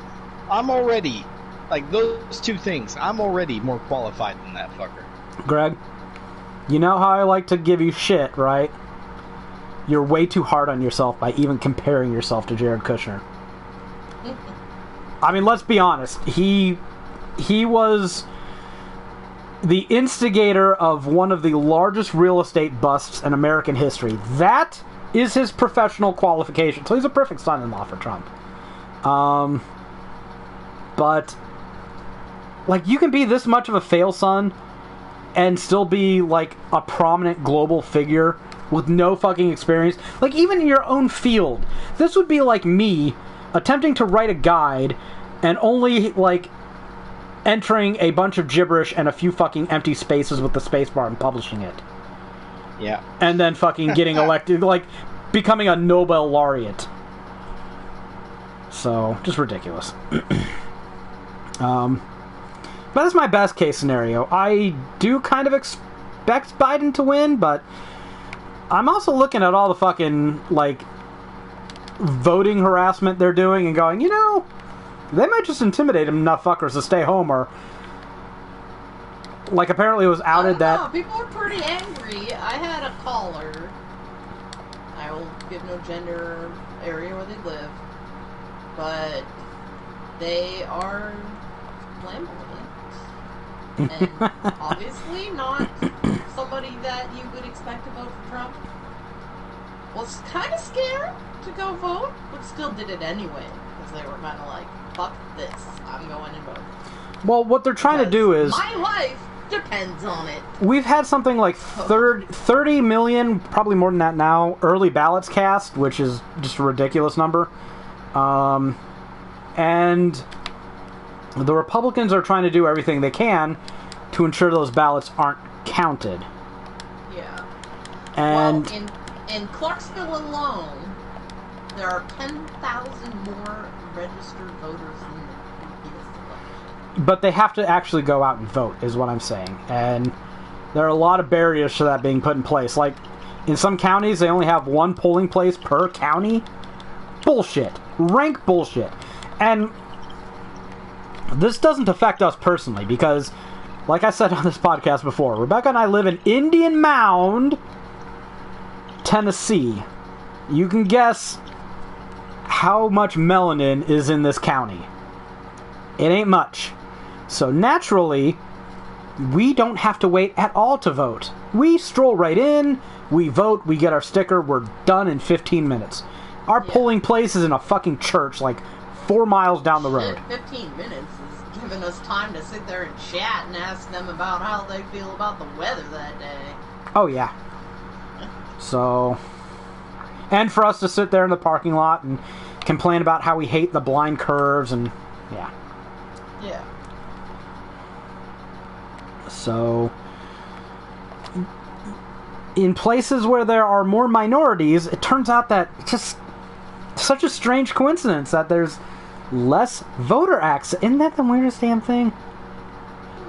I don't know how that keeps happening, but I'm sure it's just crazy coincidence. I'm not escorting this guy. Screw you, Adaro. That's something you do on your second playthrough. Swindling old folks is pretty low. That's the request we just received. You know, that reminds me of is that South Park episode where Stan keeps calling the shoot, what do they call it? The daytime, you know, the daytime shows where they show off the jewelry. Oh. And tells the host to kill himself over and over. The host is like, "Oh, that's not very nice. A jewelry dealer may actually up and kill himself, and then you'd be sorry." And no, I wouldn't. I really want you to kill yourself. I'm serious. I read that the TV network makes most of their money on the days that the old people's retirement checks come in. You're a swine. You should kill yourself. I love South Park so much. What streaming service is South Park even on anymore? What is that? Is it on Hulu? I thought it was Hulu. Is it the one we don't have? Yeah. Now we have so many streaming services. Right. How did I miss this? Big news story. Now that I'm thinking about streaming services, Sony has entered into talks to buy Crunchyroll. Oh, that would be pretty big for them, I think. Yeah, apparently Could you valued imagine at... them pairing that up with PlayStation Plus? Well, Sony already owns Funimation, so... I mean, they're pretty close to owning anime. So, that would be a pretty sweet deal, I have to say. But I don't see it happening because they haven't made any move to do that with PlayStation Plus and Funimation yet, so... Hey, we can go see Haru, I think. Yeah, we can. The recipe for these hash browns on this game, it says fried cake of mashed potatoes, a little bit of pine cone helps give it a nice little crunch, and great with a bit of jam. No. Okay, Rebecca, they were designing like 10 items you could pick up, and pine cones were one of them, so they've just got to mix it in there. I don't know why pine cones were freaking one of the things. Like, I don't know why that's a food thing. You hear pine cones, but what do they mean? Pine cone nuts? Hopefully. They must mean that, but like... And even those are pretty, like... Actually, pine nuts are really fucking good in salad, but... They are really good. That's why I mentioned them. Yeah. They really are. Oh man, I had this salad in New York. I'm talking about salad now. And it had pine nuts and it had some kind of like cucumber sauce on it. Oh, it was so fucking good. Still think that salad's nice. If we got any games we can buy. Oh, I started playing that Fairy Tale game this week because it came in. Lexi Dog, Peppermint. It is. Yeah, instead of Persona. Ooh. I ended up playing Persona quite a bit, thank you. I can't play Persona when I'm tired. Like, I actually have to do shit and think. And Fairy Tale is not a game where I have to think, so that tends to be my I'm working on Pathfinder or I'm about to go to sleep game. Cat, I see you. It's a pretty generic JRPG, but it's not bad. I'd say it's decent. So, but I'm not going to go into a full mini review because I'm probably not even halfway through it. Demand a mini review. We demand a score. You've demanded that from me before. I want to hear it. 6. 6? 6. Mm. It's fine. It's not great. It's not going to do anything crazy. Some of the translation's a little rough at times. You'd probably give it a 7, right? You probably give it a 7, yeah. That's fair. It's not bad. It's not great. You played better. You've played worse. It doesn't try to reinvent the wheel, and I like that. You can control up to 5 characters, and there's a surprisingly large cast from the Fairy Tail series. So if you like some of those characters, but got sick of watching the show because LOL Natsu wins all the time, then this is like the one chance you're going to get to have your favorite character actually not be useless. That's probably fair. And it's a turn-based JRPG. One thing they do that's a little bit interesting, at least in my limited JRPG experience, I haven't seen very much of it. When, like, they have the typical element system. Some elements are strong against some creatures, some elements are weak. But they also have all the enemies on a grid system, and different attacks affect different areas on a grid to different degrees of intensity. So you kind of want to not just use the right character's element at the right time, but you also want to use a skill that'll cover the enemy's formation in a way you want. So a little bit of strategy without trying to be fucking cute and overcomplicating things like so many JRPGs do for whatever reason. So it's a pretty chill game. I remember people were pissy about it because it got a day one patch where they censored some of the panties in the game. Oh, was that with Dust, or have we talked about that before? That was Atelier Ryza 2. They censored it with okay. Darkness. They just have crotch shadow. And some people creepier than panties, in my opinion. Because, like, you have a black hole in your skirt? Like, what is going on here? Some people were greatly offended by this, but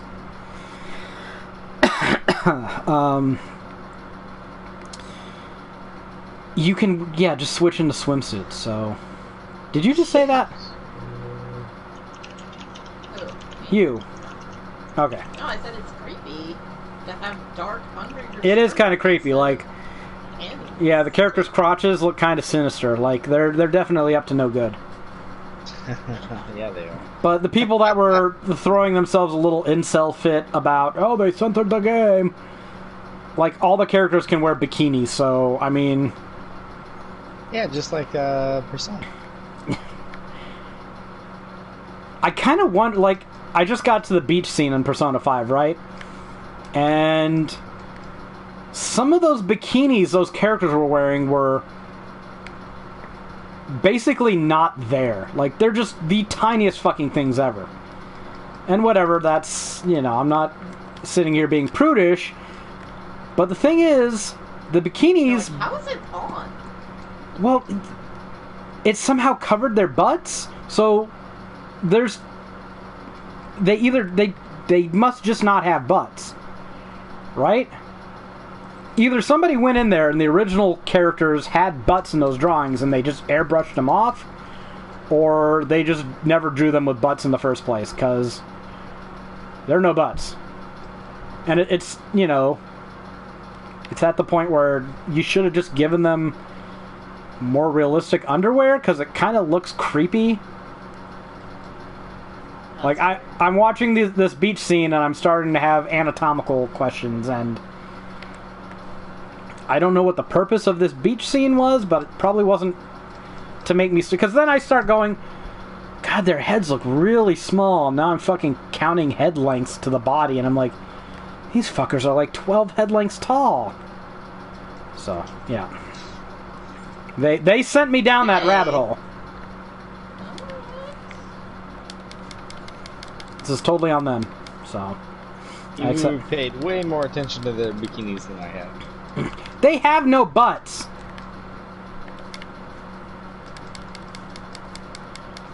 And they're kind of suffering that thing that Lightning Returns did. Like, The super bio?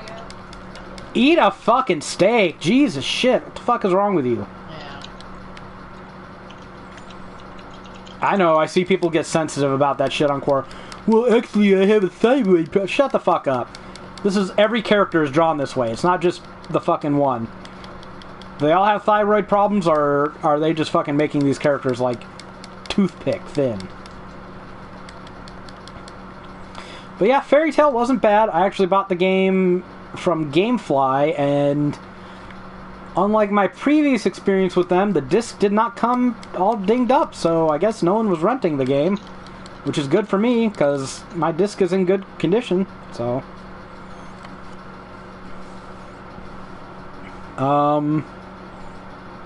I guess another bad thing I can say about the game, it's got a fuck ton of DLC, and its DLC is way, way overpriced.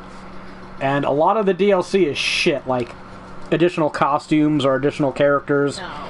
And it's weird because the game already gives you a lot of costumes and characters, so I'm kind of like... Yeah, but there's always more.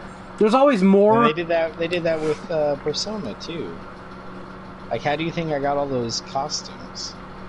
Well, yeah, because it was Persona 5 DLC that we just got for free with Royal, right? Yep, exactly. Yeah, it's not just that it's there, it's just, like, the price they want for it. They want, like, $20 for a character or two characters.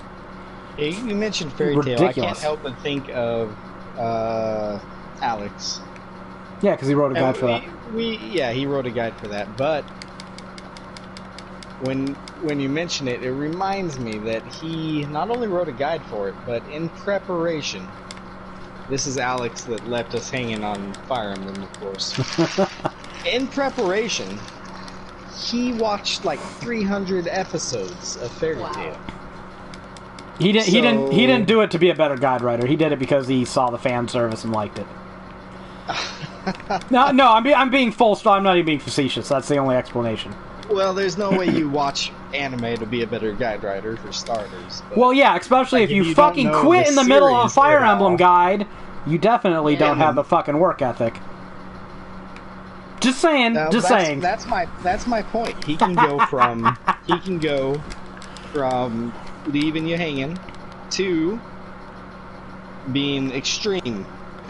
Look, okay, if Fire Emblem had better titties, he'd have finished that guide. Fire Emblem has fine titties. Yeah, but it doesn't. It's not as in your face with them as Fairy Tail is. Fairy Tail, like, zooms in. That's hard to argue. All the time. I watched. Half her moves. Just her boobs on the screen. I watched at least 50 episodes. Like, I'm nowhere near probably what you guys are, but I stopped. Ironically, the Fairy Tail game like starts after some shit that happens on some fucking island. I can't remember the names of shit anymore. But basically, there's a time skip. It gives the anime some time to fucking refresh itself and start over again. And all the characters are basically in stasis for 7 years. And they come back and everything has changed, but they're still the same age, right? Because God forbid your characters actually grow up or anything. And their guild has fallen to shit and they've got to rebuild it, which is a good plot point for the game, because then you get to kind of start fresh and refamiliarize yourself with stuff. That's a good place to start a game, right? That's where I would do it if I had it. Just in the game? No, this is in the anime. They do this, and the game starts at the same point. So they picked a really good spot to start the game. And then they go to some magic tournament, the Great Magic Tournament, which is just a fantastic name for it. And you go from basically just doing a bunch of requests and kind of being really open to having to follow some story beats pretty closely, which is kind of an unwelcome change of pace. To me, that's subjective. And I stopped watching the anime at these Great Magic games because I was already getting fucking... Yeah. You got way further than me. Yeah, I did. I was getting sick of I'm really dumb when it comes to anime. I like watching some shonen, but then I fucking hate what all shonen turns into, which is, you know, they have this fucking great cast of fucking characters, and then only one of them ever actually gets to do anything. Like Dragon Ball Z. I love Dragon Ball Z. I like Piccolo and Vegeta. But fuck if anyone but Goku actually does anything. Why are these characters in the goddamn series if no one else gets to do anything? Okay, settle down. Same thing goes with Fairy Tail. Fairy Tail's better and worse. They have more characters, and in a lot of ways, they're more fleshed out. And Fairy Tail also kind of gives everything important to the main character, Natsu. And at least in Fairy Tail's case, there's usually sub-villains for the other characters to waste their time on until Natsu comes and beats the big bad. But it's just like, why are these characters here that basically can't do a goddamn thing? It's just, I don't know. It annoys me. I get sick of seeing the same storylines end the same way every time. And I know it's aimed for like fucking 14-year-old boys, so this is what they want. You don't gotta write long term for them because eventually they're gonna become adults and stop paying attention to it. Unless you're me and you never grow up out of it. It just, it annoys me. I think My Hero Academia does it way better than a lot of those kinds of animes. It's the shonen hero loop, and it annoys the crap out of me. Because the story I grew up with and really ended up liking, I said this before, is Conan the Barbarian, where you had Conan, Subutai, and Valeria, something like that. And they all had their thing they were good at. And Conan didn't succeed at everything all the time. There were some things that Subutai needed to do. And I guess Valeria really didn't do anything that the other two couldn't do. But she was still fucking competent in her own right. So, I like that. I like that dynamic. I want all my characters that are important to be important. Give them a thing. Give them something they can do. I mean, it's just better storytelling. Important. All these boxes for rank up, confident rank up, say like Empress Arcana, rank up, rank 5. Yeah. And the formatted ones, just Empress, rank, dash 5. You're breaking up. I don't know, I guess it's not. What are the formatted ones missing? I guess it doesn't matter too much. The only thing I've been changing has been the they don't image designation. Damn it, Greg! Yeah. You're breaking up on us. I don't know why that's so funny. Oh, Greg, we're losing ya. Yeah, I put something in the microwave. Maybe it's the microwave signals. That must be it. Or maybe you plugged in your headphone or whatever. The phone wave is interfering with your ability to Name talk. subject to change. Let's hope we do that. It's funny because in Fairy Tail, when you can examine barrels. There's a barrel right outside of your guild, and all your characters will acknowledge it as a barrel. And they will say the word for barrel. Greg, do you know what the word for barrel is in Japanese? The fuck are you? Gee, racism sure that's down! Right. No, it's Taru. Taru. And remember in Steins Gate, you have that friend called Itaru? Oh, yeah, sure enough. And remember what he later ended up calling himself as his code name? Barrel Tidor, sure Tidor, whatever it is. So that's, yeah, when I heard them saying that, I was like, they're talking about a barrel. And I know that from Steins Gate. So there's my... Good job. There's my Which word Greg from made Japanese. You watch. Greg has expanded my education. I know about one Japanese word from Steins Gate. Actually, I mentioned Steins Gate when I was working on Persona 5 Royal, because you go to Akihabara. I was like, this is where Steins Gate takes place. Much recommended. Yeah. So,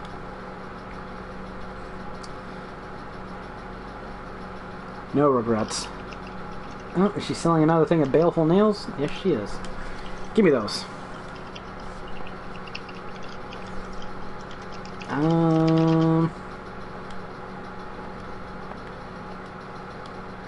There we go. Those baleful nails, I kept those on my character for forever. Yeah, they tend to last a while. I mean, because they just give you like a flat bonus to your strength and magic, so... Yeah. Okay. Oh, do I have any skills I can purchase that I want to purchase? I should check. Because I've been killing oxen to get their delicious oxen meat that's worth money and trying to level my vocation rank. Been fermenting it. No, I haven't been fermenting, I've just been stashing it because I want to ferment it all en masse. Nope, I don't want to change vocation. I think I'm gonna get to December tonight. Oh, Jesus, you're fucking making me look bad. Well, I can't work on that game for a little bit. I've got a... Monday, it's the work week. I gotta get back to... That attitude. Gotta get back to Pathfinder. They're paying me way more. You get a message from some weird guy about doing Persona 5 within the last week? No? No? Like no an email? Messages? Yeah, like Facebook. Your fan... Oh. No. You even check your fan thing? I check my page. I'm not sure I check every notification. I could. Let me go check my notifications, see if anyone's been harassing me. You don't get, like, messages in your inbox when people send you stuff? I do. It's very inconsistent about it. That's weird. I find that weird. It doesn't like to update me on a regular basis. But we're done with the news. We've been done with the news. So I can go make my toasted cheese. You can go make your toasted cheese. We will cut out of here. We stayed like an hour longer than we really needed to, but fuck it, why not? Greg might be missing us soon in his apartment in Boomer Beach. Boomer Beach, get out of here. Boomer Beach. I'm just jealous. No, I live in a bad enough place. I don't want to have to live in a high-density southern state. High density southern state. Population density. Isn't Virginia like north of you? I think technically, well... What do you mean technically?